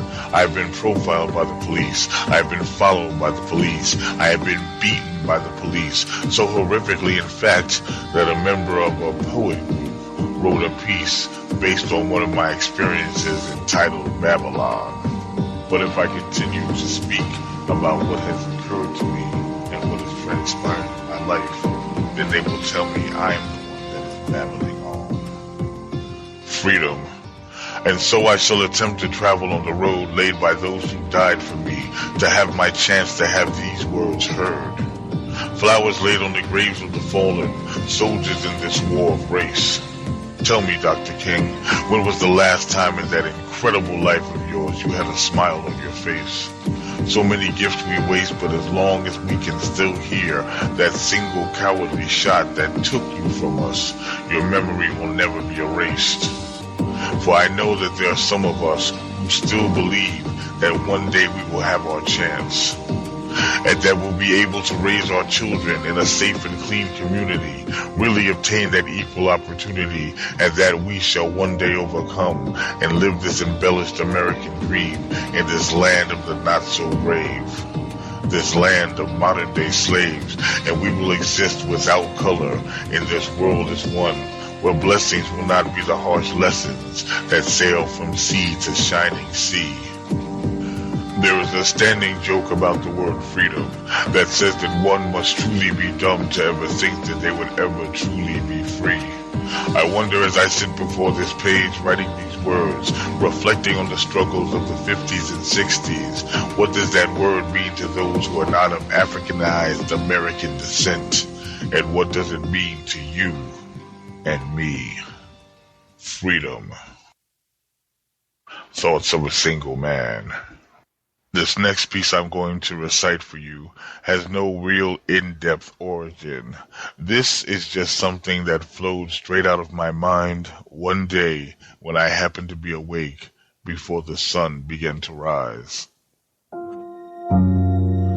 Writing with the curtains closed.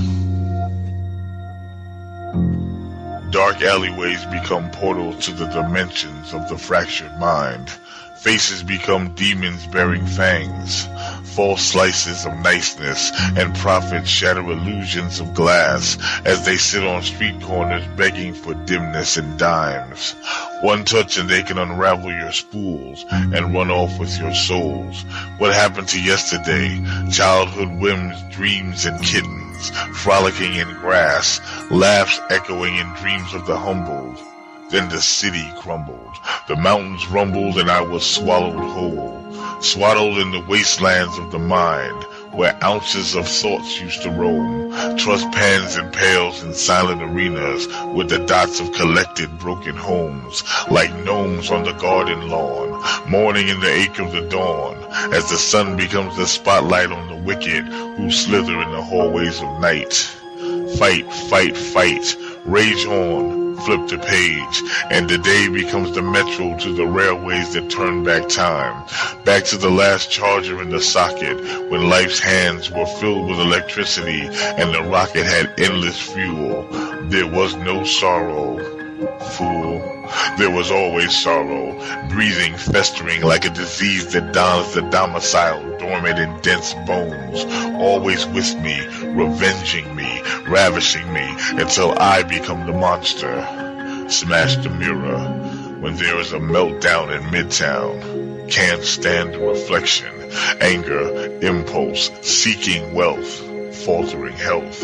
Pain is my ninja, the sensei as I balance on emerald blades, dying in its palm as it moves in shadows unseen. My helter-skelter of the memory melter. The summer heat burns my flesh. The winter sin still holds me captive.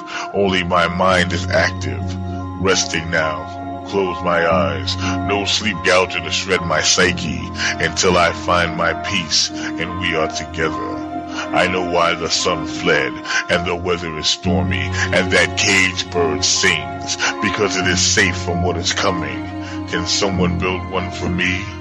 Still running to find me until I can move no more. Thoughts of a Single Man. End poem.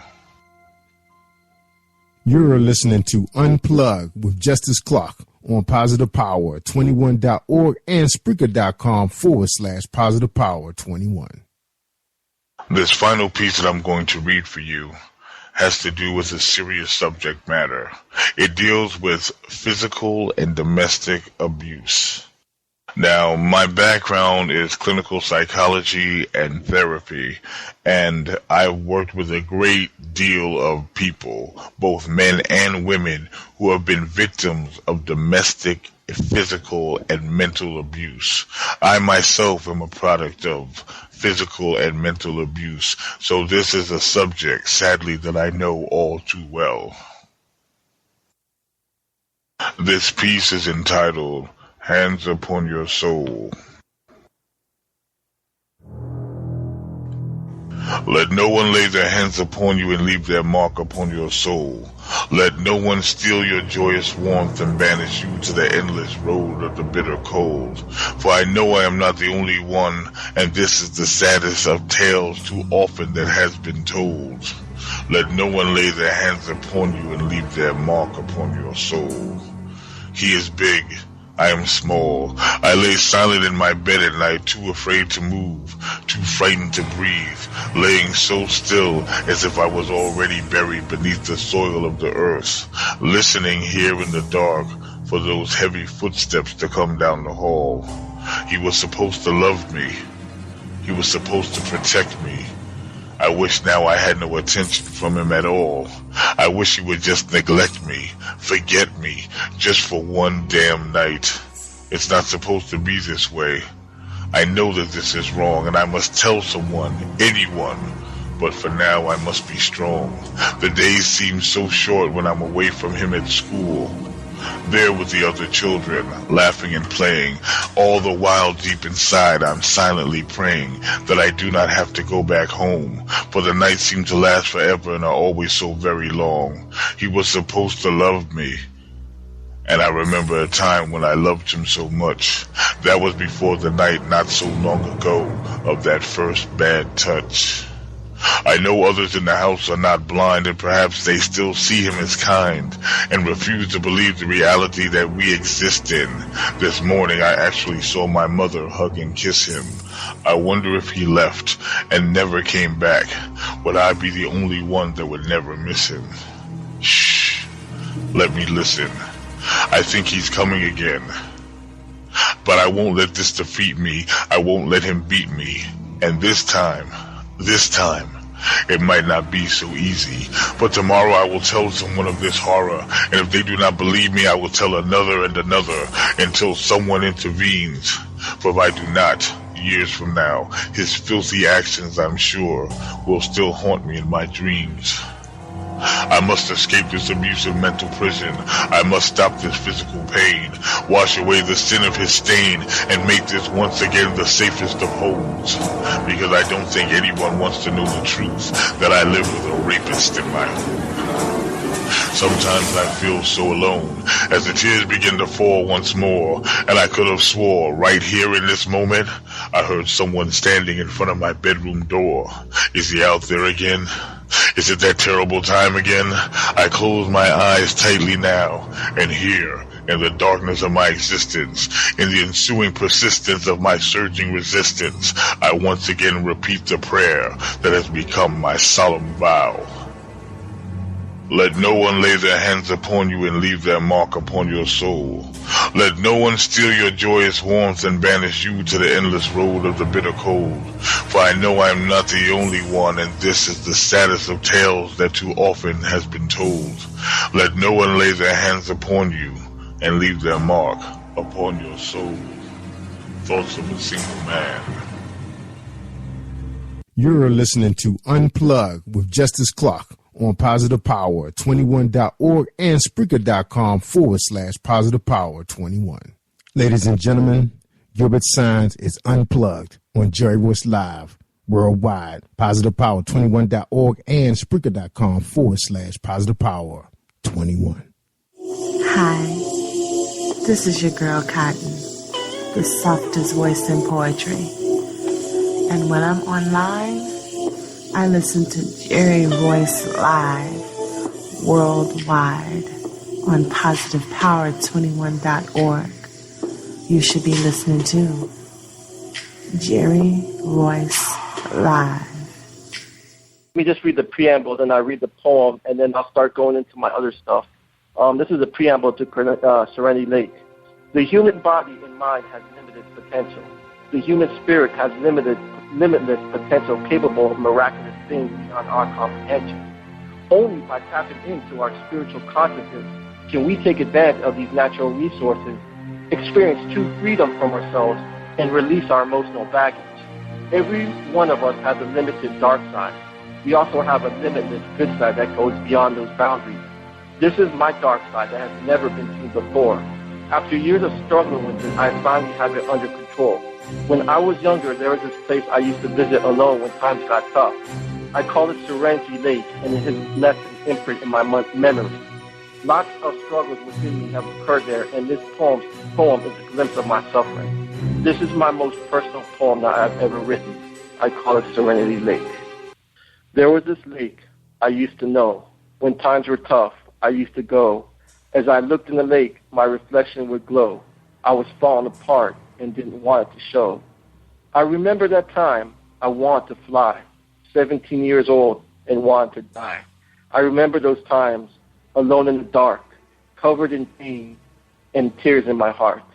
I remember that time tainted with pride. My only way out was suicide. I remember those times I should have died, strong on the surface, but weak inside. Painful memories as they start to decay, submerged in my mind, they won't go away. Serenity Lake, a painful place, located down south on an old Air Force base. Pretty on the outside, so calm and serene, but listen closely, you could hear me scream. Serenity Lake, two worlds I cannot control, where demons lurk to snatch your soul. Life is nothing to me but a big test, waiting to see if I manifest. Alone in my journey, yet tortured by time, a miraculous life, so dark but defined. Hold me in your arms, and don't ever let me go. Be there for me when I'm out of control. And that one was Serenity Lake. Beautiful. That one, like I said, that one was, since you were talking about dark, that one was kind of like the dark one. This one is not as dark. This one is about love, and this is actually one of my favorites. So I'm definitely kind of looking forward to reading it to you. This one is called What is Love? And it talks about all the different types of love. So this is the preamble, and then I'll read the actual poem. Okay. There are so many different definitions of love, but which ones are correct? I believe that they are all accurate in some sense because there are many different types of love. I came to the conclusion that love is way too complicated to be described by one simple definition. Our brain is only wired to comprehend and understand a limited amount of information. As human beings, we tend to rearrange information into familiar categories in our minds in order for us to understand them. The more information we learn only leads to more questions as we come to realize just how little we actually know. To me, love is a special, emotional, mental, and spiritual bond that connects two souls. This is a broad definition, but do we really know the true meaning of love, or is it just an illusion? I call this one, What is Love? What is love? I haven't a clue. I feel it every time I look at you. Love without trust is nothing but lust, burned by the fire and turned into dust. I love God and you as a friend, the type of love that will never end. Love is the connection of souls on a different plane, and searching for it can make you insane. Love is an emotion, feeling, and bond that will still be around even when we are gone. Does it come from the heart? Does it come from the soul? Or is it something much deeper we cannot control? Been searching for so long and treated like dirt. Every time I think I found it, I only get hurt. Through the aches, pains, and times I spend, only to get my heart broken in the end. What is love? Why is it so hard to find? We'll keep on searching till the end of time. Love may be in front of your eyes, blinded by passion, lust, and lies. I will give you everything, including my pride. The day you left my life is the day I died. The love of my God always lives on, even at times when I think it's gone. Something you should know, I swear it's true. My heart cannot help falling in love with you. And that one is What is Love? Yeah, right there, man. Beautiful piece. Beautiful. Thanks. And I had this one that I wanted. This one actually was a kind of a special one because I dedicate this one to a girl who this was a girl who helped me find Christ, and she taught me so much. Her and her mother and her family actually took me in, and they taught me so much about Christianity and everything. And I met her actually at a camp. And this is a poem that I wrote about her, and it's called A Girl Like You. Every time you're around, my heartbeat starts to rise. I can see the Holy Spirit shining in your eyes. The warmth of God's love as it shines through. I can feel His presence whenever I'm with you. Like a sailboat floating through the big open sea, I can feel God's presence every time you put your arms around me. The warmth of His Spirit as it embellishes my soul. Until I found you, I was out of control. To me, you're a star floating in the sky, lighting up the heavens so the angels could fly. Because of you, I'm a new man. When I fell on my face, you helped me stand. Life has been a struggle I had to go through, and now I'm saved because of you. Your faith and love have been my gift from above. From the highest mountain to the desert springs, you are the angel inside my dreams. When I look at the stars, I think of you. Brighten up the dark sky so the light can shine through. You're my sister, confidant, teacher, and friend. You are all I have left in the end. The sound of your voice as it echoes in my mind. A friendship like yours is so hard to find. I want you to know this, and I swear it's true. I will give it all up to spend my life with a girl like you. Wow. That was powerful, man. Love that. Really love that one. All right, we got time for one more. We're going to take a break, and then we'll come back with your final thoughts. You ready? Okay. This last one that I want to do is I actually want to. This poem is dedicated to because our society has an image on how we want what pretty should be, and how a girl, in order for her to be pretty, she has to be this and all that. Well, I believe that every single woman is pretty in their own special and unique way.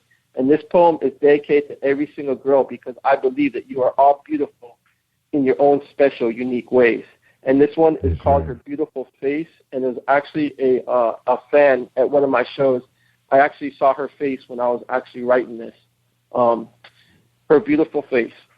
Her beautiful face appears in my mind. I want to be around her all the time. That beautiful body, so sexy and sweet, like candy in heaven, such a beautiful treat. I can see myself falling in love with her. My heart is like a happy cat as it begins to purr. The power of her touch gives me such a rush. Her love is something I cannot get enough. That beautiful spark of God glistens in her eyes. The beauty of her face like watching the sun rise. It seems like fate is leading us down a trail. Her words and heart is my holy grail. Like an angel spreading its wings in the middle of a storm. Just her presence alone makes my soul feel so warm. It's that beautiful face that takes me to that place. I feel it every time that we embrace. I look at the sky and wonder why. That look in her eye makes me feel like I could fly. Wherever I go, I want her to be. She lights up my life endlessly. A masterpiece of God, her love shines so bright. If I had to go to war, she is worth the fight. Her beautiful face, so sexy and cute, that is something I cannot refute. That beautiful voice sounds like an angel playing a flute. I ask God, is it meant to be? I just don't know. I guess we'll have to wait and see. I hear you, man. Gilbert Stein writing the poem with a beautiful face. Hi, everybody. This is Jerry Royce Live, and welcome to a Royce Enterprises production and a Jerry Royce Live promotions of Unplugged. And today on the show, we have Tyrone Mobley, a.k.a. the Watcher of 13, born in Brooklyn, New York, the published author of the novel Victims of the Game, The Manipulation. The Watcher of 13 is also a music composer and hip-hop spoken word poet. Also known as the Cosmic Poet, Tyrone Mobley is one of the deepest and fire-spitting lyricists out there. He is called the Professor of Hip-Hop as he takes his listeners on a trip through the cosmos of the mind. Not since KRS-One has a rapper or poet been able to incorporate the Bible, street life, and metaphorical genius in verses as he has. Come and explore the universal mind with the Watcher of 13. The Watcher of 13. Stay tuned for this presentation.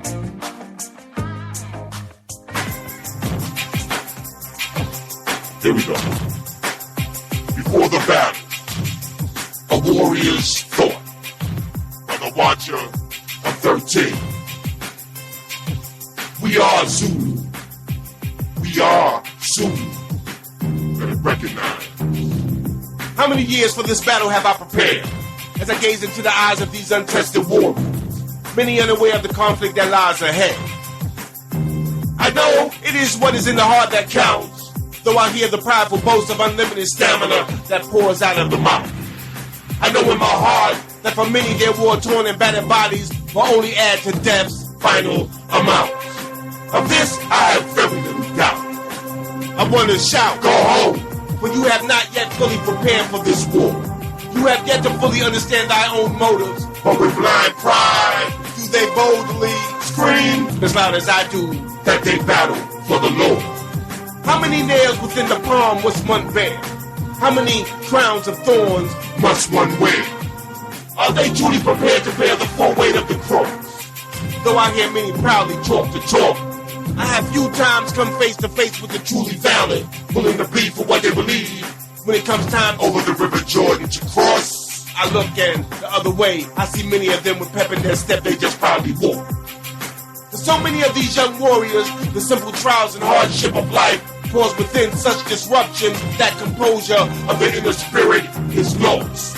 The higher virtues of honor and godly dignity are quickly cast to the side, gladly running towards the dark, proud to become a component of the corrupt. So, I ponder this as I stand with sharp and flaming sword, mere yards from the enemy, knowing what I am willing to sacrifice that others of my kind may go forth with a brighter future. Within this thought, there is no questioning, for I bear many scars of past battles where self-sacrifice was the ultimate price. Very soon, the trumpets will blow, 13,000 voices will roar, and again, many gallant men shall clash in a blur of bodies and blood.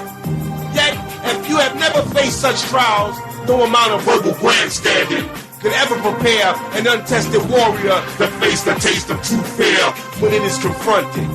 For always before death is there self-fear, just knowing that at any moment the end of what they perceive as life is ever so very near.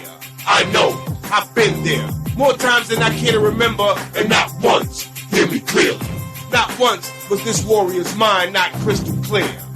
Do not twist what I say as ego-induced grandeur, for I am saying that for sure my clarity was because with me was God always there, much like Israel on the march through the promised land, as it was with King David when he slew the mighty giant Goliath. Understand I speak not of myself, piercing the hearts of my enemies with a wailing sword, for I have never spilled the blood of the next man. But for me, always is there a legion of the holy host at my call, always forewarned of the enemy's tiny petty plans, like Moses, stand on dry land with outstretched hands. No different than that of the Red Sea. Okay, what? The adversary's part, time and time again, testing my resolves and the love in my heart, not knowing that this battle for them was from the very beginning already lost. Before the first trumpet did sound, way before this battle did start. For honor is my shield, and ethics my divine rod. Tested in some of the world's roughest terrains, I remain standing strong while all others fall apart. For I know beyond the mind and the human heart that there is truly an all-knowing being known to many of us as only God. Trust me, warriors, and wait. There is a great difference between knowing and believing, having faith while being filled with hope. The knowing destroys all doubt, thus any situation of adverse effect, I am more than prepared, am I more than able to cope. If physical combat is needed, then I was taught and trained to end the conflict quick. Exposed to all the mysteries, all the books, allowed to look, allowed to watch, life and death struggles play out. Of the cold hard streets, hip to all the slick tricks. But this time is unlike any before me ever placed. For it is more dire, not to the body, but to the whole mental of my race that is at stake. The task at hand is great, as the battle lines have been drawn. But unlike all other battles, all will be lost if this mental war is not completely and thoroughly won. Trust, a sound of warrior battle-tested knight are you most unlikely to find. For it is no mere mortal boast when I say I am a true warrior of the divine. Peace be unto you, to you, to you,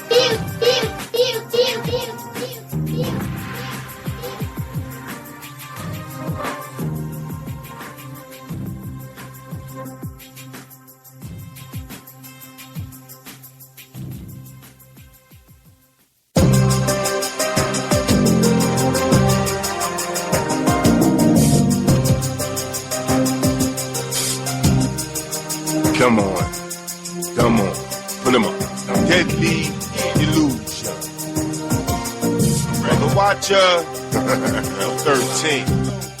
Yeah, aka Straight Wisdom.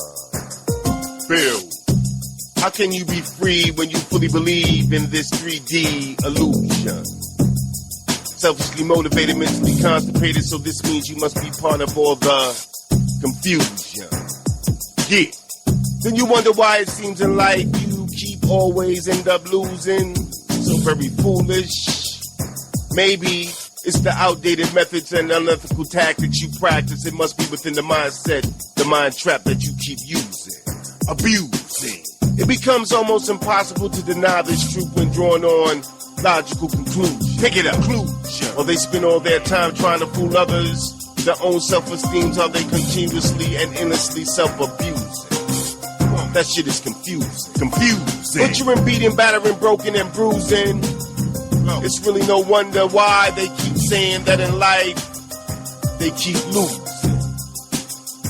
Can't see the light because their eyes have always been closed. For too long in the dark have they been exposed. Now mine in overload, left all alone. Now nothing more than another animalistic individual who's looking to explode. Boom! But this is nothing new, it's long been shown just the way it goes. Yo, it's been way over 2 million times have I heard this very same story being told. So I know, you know, of how over 11 million robots every year come up with bright new ways to sell their soul. All in hopes of controlling that which can't and never will be controlled. This is a truth that by humans have long been known. You can't control others, and this is a fact. And over the self, you have no sense of self-control. Ow! If you're walking around talking about that's not the way it's supposed to go, yo, then you need help. Yep. Because buying into a false belief system is no different than locking your mind up in a federal maximum security prison. No less than talking to yourself and then disrespectfully not listening. Like being in the middle of July and putting up festive decorations, getting ready for Christmas. Something is seriously wrong. Obviously, something is mentally missing. Now that right there was pinpointed on point, precise precision thinking. Woo! No different than going through life always taking, but never truly in return ever given.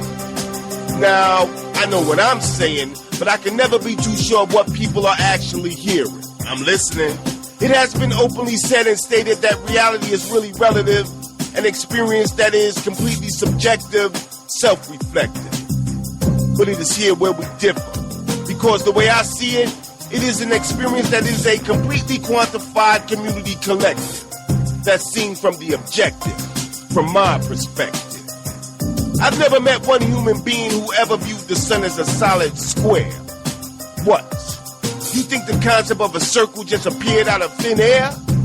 Your reality of a circle from the very beginning was outwardly shaped, meaning the reality of the circle was collectively as one with every newborn individual collectively shared. Science. What if I told you that not once in your life have you actually ever touched anyone or anything?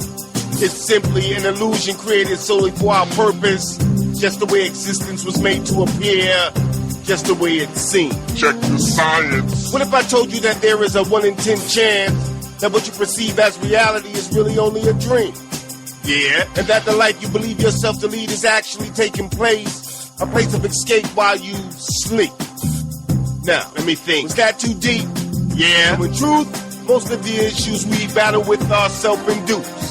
Closing our minds to unlimited possibilities. Can you tell me why is it always the illiterate, ignorant idiot who is the main one, always loudly demanding proof? I don't know. Why have so many humans died just to solidify their version of God?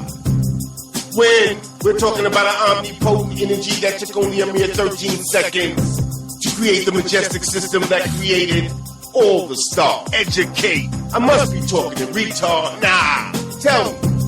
Was that too hard? Yeah. Got the nerve to call it a holy war. Why can't we just keep it real and tell the truth? God has nothing to do with, or is he the reason these heathens are fighting for? But this is the penalty when we choose the illusion over the truth. Like ignoring the law of gravity because God told them they could fly. Oh, so like Superman, they decided to jump off the roof. What? Now what did they think that would prove? I don't know. Me? I just listen to all the unsubstantiated rhetoric, knowing that most people are actually to real reality left clueless. Nothing more than puppets on invisible strings, happy to live in all of this confusion. Completely content with all the deadly illusion. And this is conclusive. The Watch.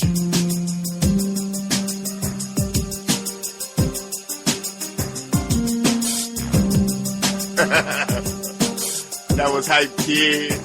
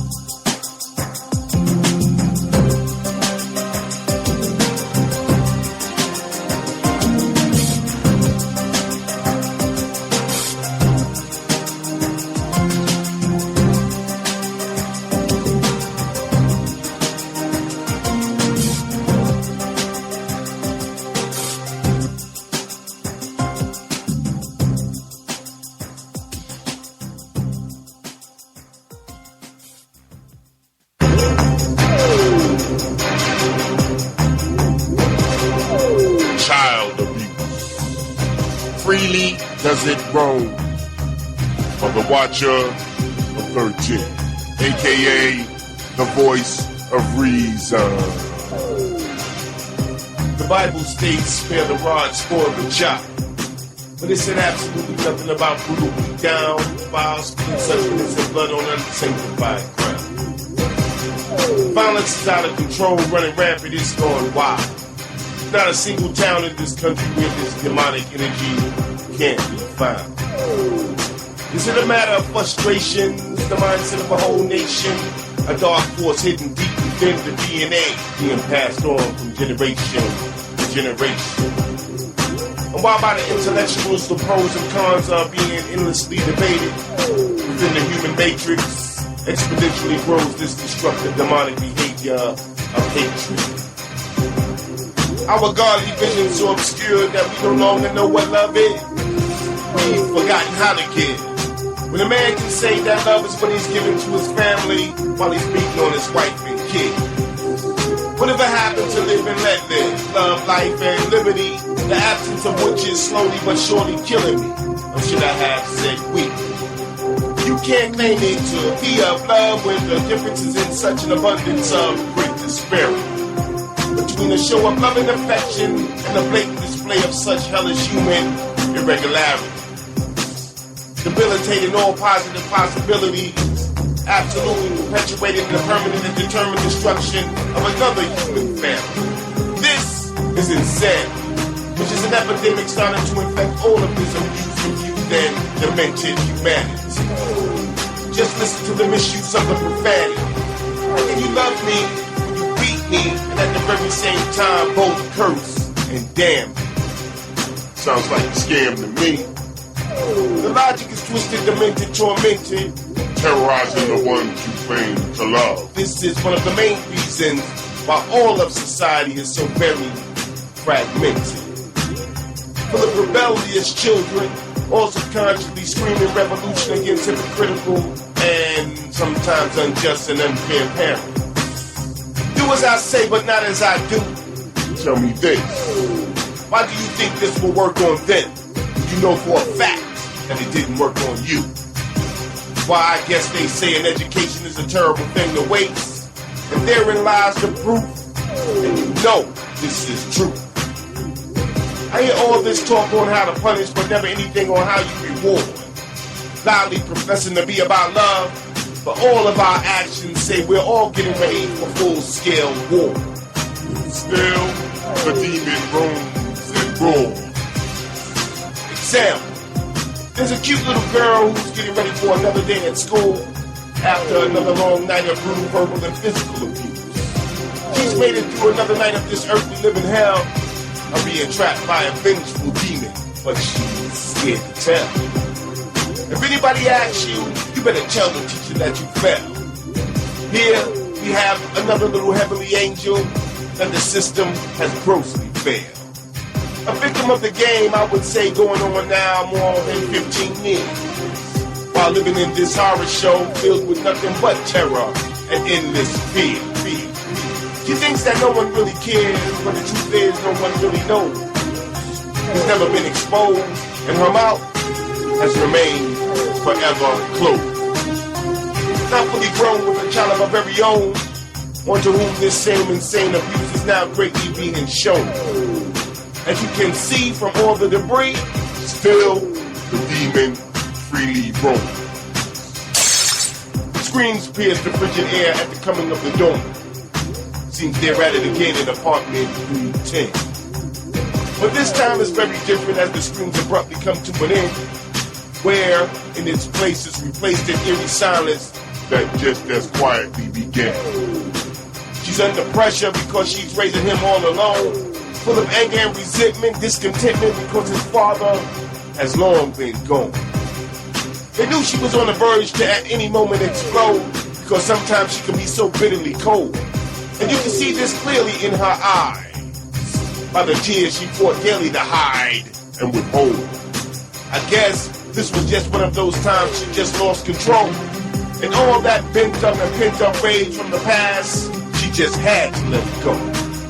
They found his little body broken and beaten, lying still on the hardwood floor. And the little games that little children just love to play, they won't play. What could he have possibly done at age 4 that was so drastically wrong that caused him to be so tormented and without any sense of mercy, so brutally beaten on? When she awoke from the shock, forgive me, she began to hysterically scream. To hurt my baby like that, I could never do. You gotta believe this. I didn't mean. No show of leniency, compassion, or 1 ounce of godly mercy. She said everything just went suddenly black. And I don't have any idea of the dark spirit that must have taken over. Double life for the taking of a life, and now that she's gone, it could be heard this bone-chilling laughter in the wind as the demon moved on.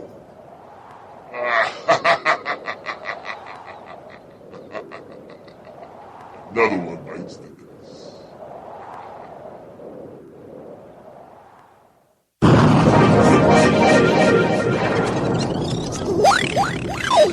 Activate.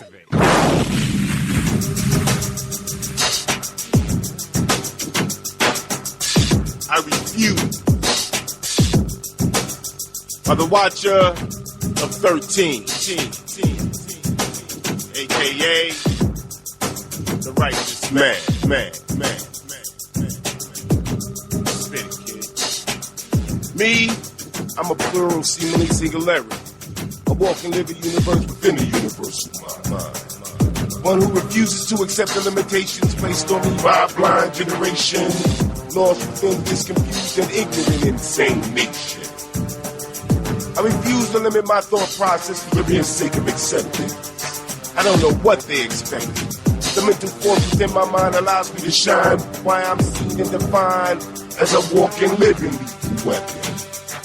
This is only possible because I've studied all my lessons. With them, most are only guessing, never fact-checking. When they say I read the Bible, I can say from cover to cover over 7 times have I dissected it. I refuse to be sucked in by any form of Darwinism and that BS about natural selection. What can you tell me about survival of the fittest when I've completely destroyed that antiquated concept by the mere fact of my very existence? So I refuse to want to be like you when I do so very much just love being me, connected to an endless stream of cosmic holistic energy. I understand that I walk every day within the flow of infinity, connected to the ultimate number one while being supported by the Holy Trinity. A being of multiplicity, a continuous component of consistency is always uplifting me. Regardless of what you see, I be the watcher of 13. A divine, organic, lyrical killing machine. One designed to increase the mental capacity of the cosmic living mind. Born to be one of a kind. You won't allow me to be outshined. Protected by the number 39 3 times with just one line of minds. Like the moon, I eclipse the sun. With the promise of more light to come. Still connected to the vibrations of internal African drums. I stand defiant in the face of all adversity. I refuse to be eliminated. I refuse to not stand strong. I refuse to not be educated. That means I refuse their petty crumbs. I refuse that ghetto mentality. That means I refuse to be a thug. I refuse the concept of destruction. And that makes me a child of love. A child of God. And I hit hard. Press your luck. You won't get far. I'm spectacular. A dynamic force of fortified filaments sitting to fill up empty space. The enemy of hate, as I seek to emancipate, alleviate and then elevate, taking your mind to outer dimensions while raising your consciousness to levels never before mentioned. For many, this is incomprehensible. To confront me as an adversary would only leave you defenseless, ill-equipped, unprepared, left lifeless, and incoherent. But that's the penalty when you're mentally bloated and pretentious. They rely heavily on an education delivered by a corrupt, unjust, and unethical system. One that mentally imprisons them. I pity them as I easily dissect them. I'm the requiem to a rude awakening. Have both Harvard and Princeton students on their knees, crying, praying, and shaking. The validity of those high-dollar educations, contemplating and rethinking, have them revisiting and reshaping their whole belief systems. This is who I am, why I refuse to back down, bow down, or bend. I represent him. If you think this is pretend, my door is always open. All you have to do is just walk in. But I refuse to lose, I refuse to break. All I would be coming to give, you would only be coming looking for something to take. And that right there would be a fatal mistake. Because once you're in and the door is closed, there is no escape. This is how we do it. I refuse to not see the injustices performed no matter how small. So my message to all you wanna be fake ass pretend kings and queens, I refuse to be one of your expendable pawns. I'll be long gone when your tower of Babel begins to fall. And if that means we now have to go to war, then so be it. Whether a war of attrition or one of confrontation that leads to division. But really though, tell me this, what would I be missed? I refuse to not hold you up to the same standards that I hold for myself. Integrity, dignity, and honor. But the truth is that most blacks would and do gladly sacrifice these higher qualities on their mad dash for recognition and earthly wealth. I refuse to waste my time fighting to live a self-induced life. Either I can or I can't fly. Yet some are so caught up in their delusional worlds that they go to the roof of a high-rise to dare try. But not I. Me, I be a being of logic and deductive reasoning. So trust and believe this. 99.9% of the things I'm told by questionable individuals, I will not be believed. Like trying to convince you that it's winter in the middle of the summer, as if the school we went to didn't teach lessons in the changing of seasons. To me, that type of mental processing is the reasoning of heathen. By such unrighteous individuals, I refuse to be defeated, broken, or beaten. To them, I say, don't let the door hit you where the good Lord split you. On your way out, while you're leaving, just thank God I let you leave while still breathing. Demons, put the watch. And we are legion.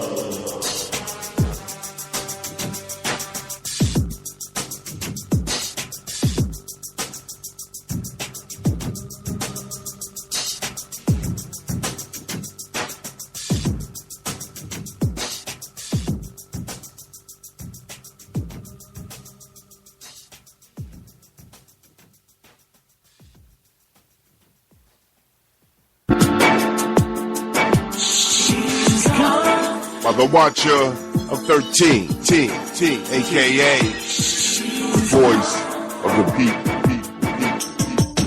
Whatever happened to the love of community, black pride, and the concept of unity? All that's left is this mess of impurities, where all her gifts have just faded into obscurity. Insecurities unfold, grow in full control, where the demons now have hold and won't let go.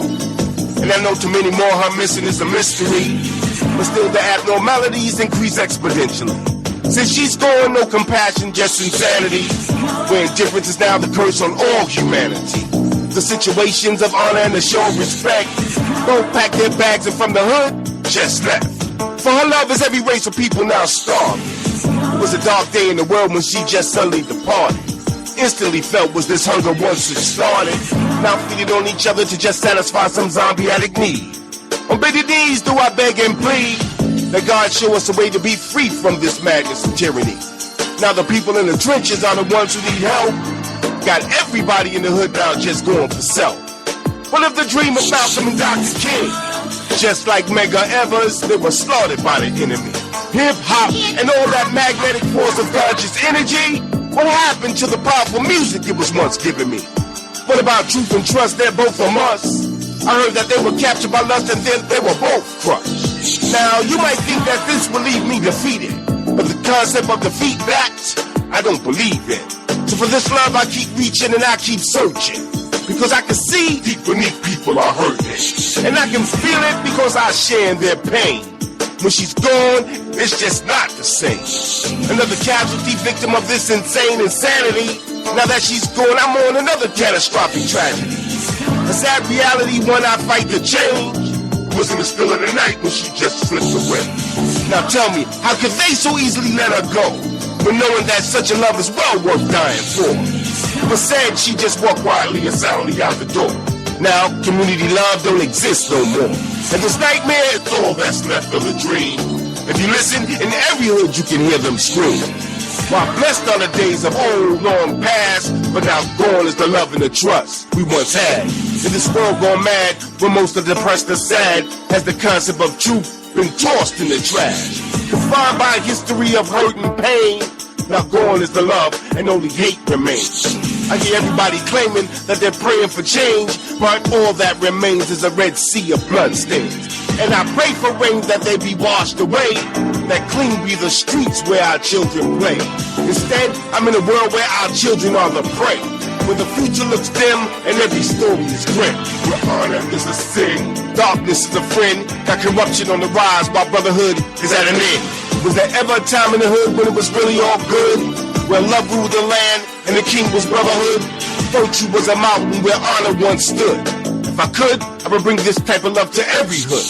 But she's gone, left me all alone in the darkness, surrounded by cruelty, hunted by the heartless.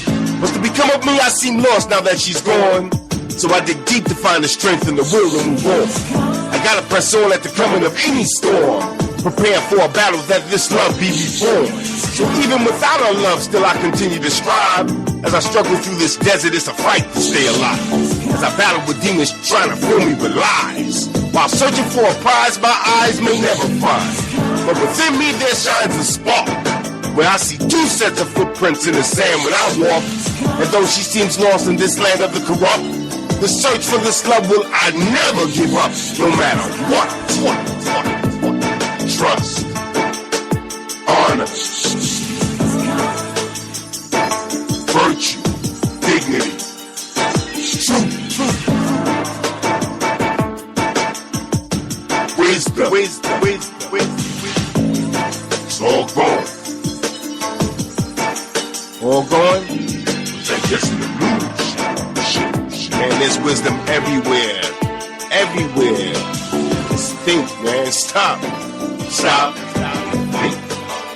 Look. Listen. That's all this is. Get with it.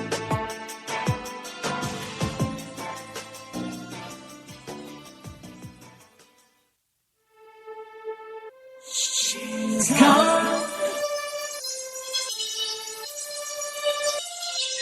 She's gone. She's gone. She's gone. Thank you for tuning in to the Positive Power 21 Network. Team 21 would like to thank you all for tuning in, and please spread the word and tell a friend. This is Jerry Royce at Positive Power 21, where we get our positive on.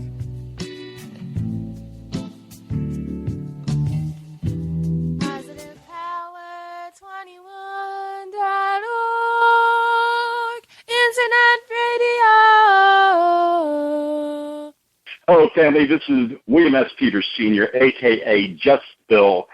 I am an author of some 30 books plus and a publisher, and I am here with my brother, Jerry Royce, on Jerry Royce Live, and I'm happy and blessed to be here. Thank you.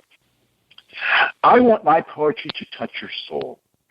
I want my poetry to fill that hole in your heart. I want my poetry to move you to action, just like Mr. Jackson. I want my poetry to make you stand up and be counted. Yes. I want my poetry to make you rip the flesh of your delusions from your false realities, bias, and prejudice, that you may perhaps get a glimpse of your higher self. I want my poetry to be that key that unlocks the change of your enslaved thoughts. I do hope that you can read, hear, and listen. I want my poetry to make your soul scream so loud that it expands and explodes, and the noise of its voice pollutes the world with truth. I want my poetry to hold the hands of your dreams upon its breast, and for you to feel the heartbeat of joys not yet spoken that is labeled with your name. I want my poetry to kiss your aspirations with smiles and happy butterflies, that I may watch you simply dance because you can. I want my poetry to open the floodgates of your reason, that your limited perspectives of difference and deference down in the cascade of waters of unity.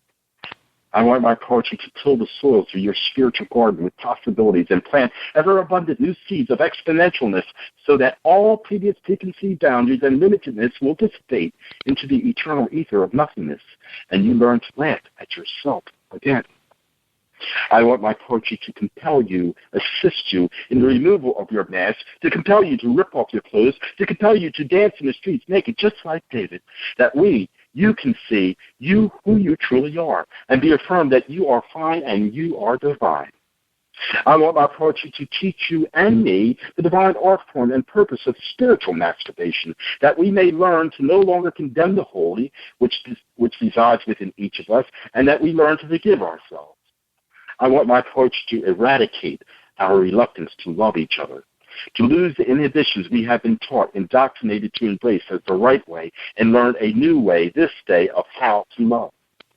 I want my poetry to be loving, kind, to be enduring, accepting, non-judgmental, uplifting, enlightening, embracing, empowering. I want my poetry to reflect the beauty of creation. I want my poetry to reflect the best of Philip Burriam, author of Testimonies of One's True Greatness, and he's in position right now to share one of his poems because he's a winner of many awards in poetry. So you ready, Philip? Okay, I'm ready. All right, ready when you are. Now, this poem right here is called They Call Me a Nomad. Before I read this poem to the listeners, I just want to explain to them what a nomad is. Nomad is a group of people who actually, travel the road, and when they travel certain places, they wind up coming up against different obstacles and adversities. And this reminds me so much of the children of Israel in the Biblical Testament, about how, they used to go up against, other armies, but with God's, guidance and help, they was able to conquer. So this poem right here, it really influenced me, and it's called They Call Me a Nomad. I'm just going to read a little bit of it to you. Okay. It says, they said I am a nomad, but today I can surely say that I am so happy and joyfully glad. People have said to me that I will never at all make it, only because they just couldn't take it. They want to point fingers and blame me. But growing up as God's child, I had to be patient and endure.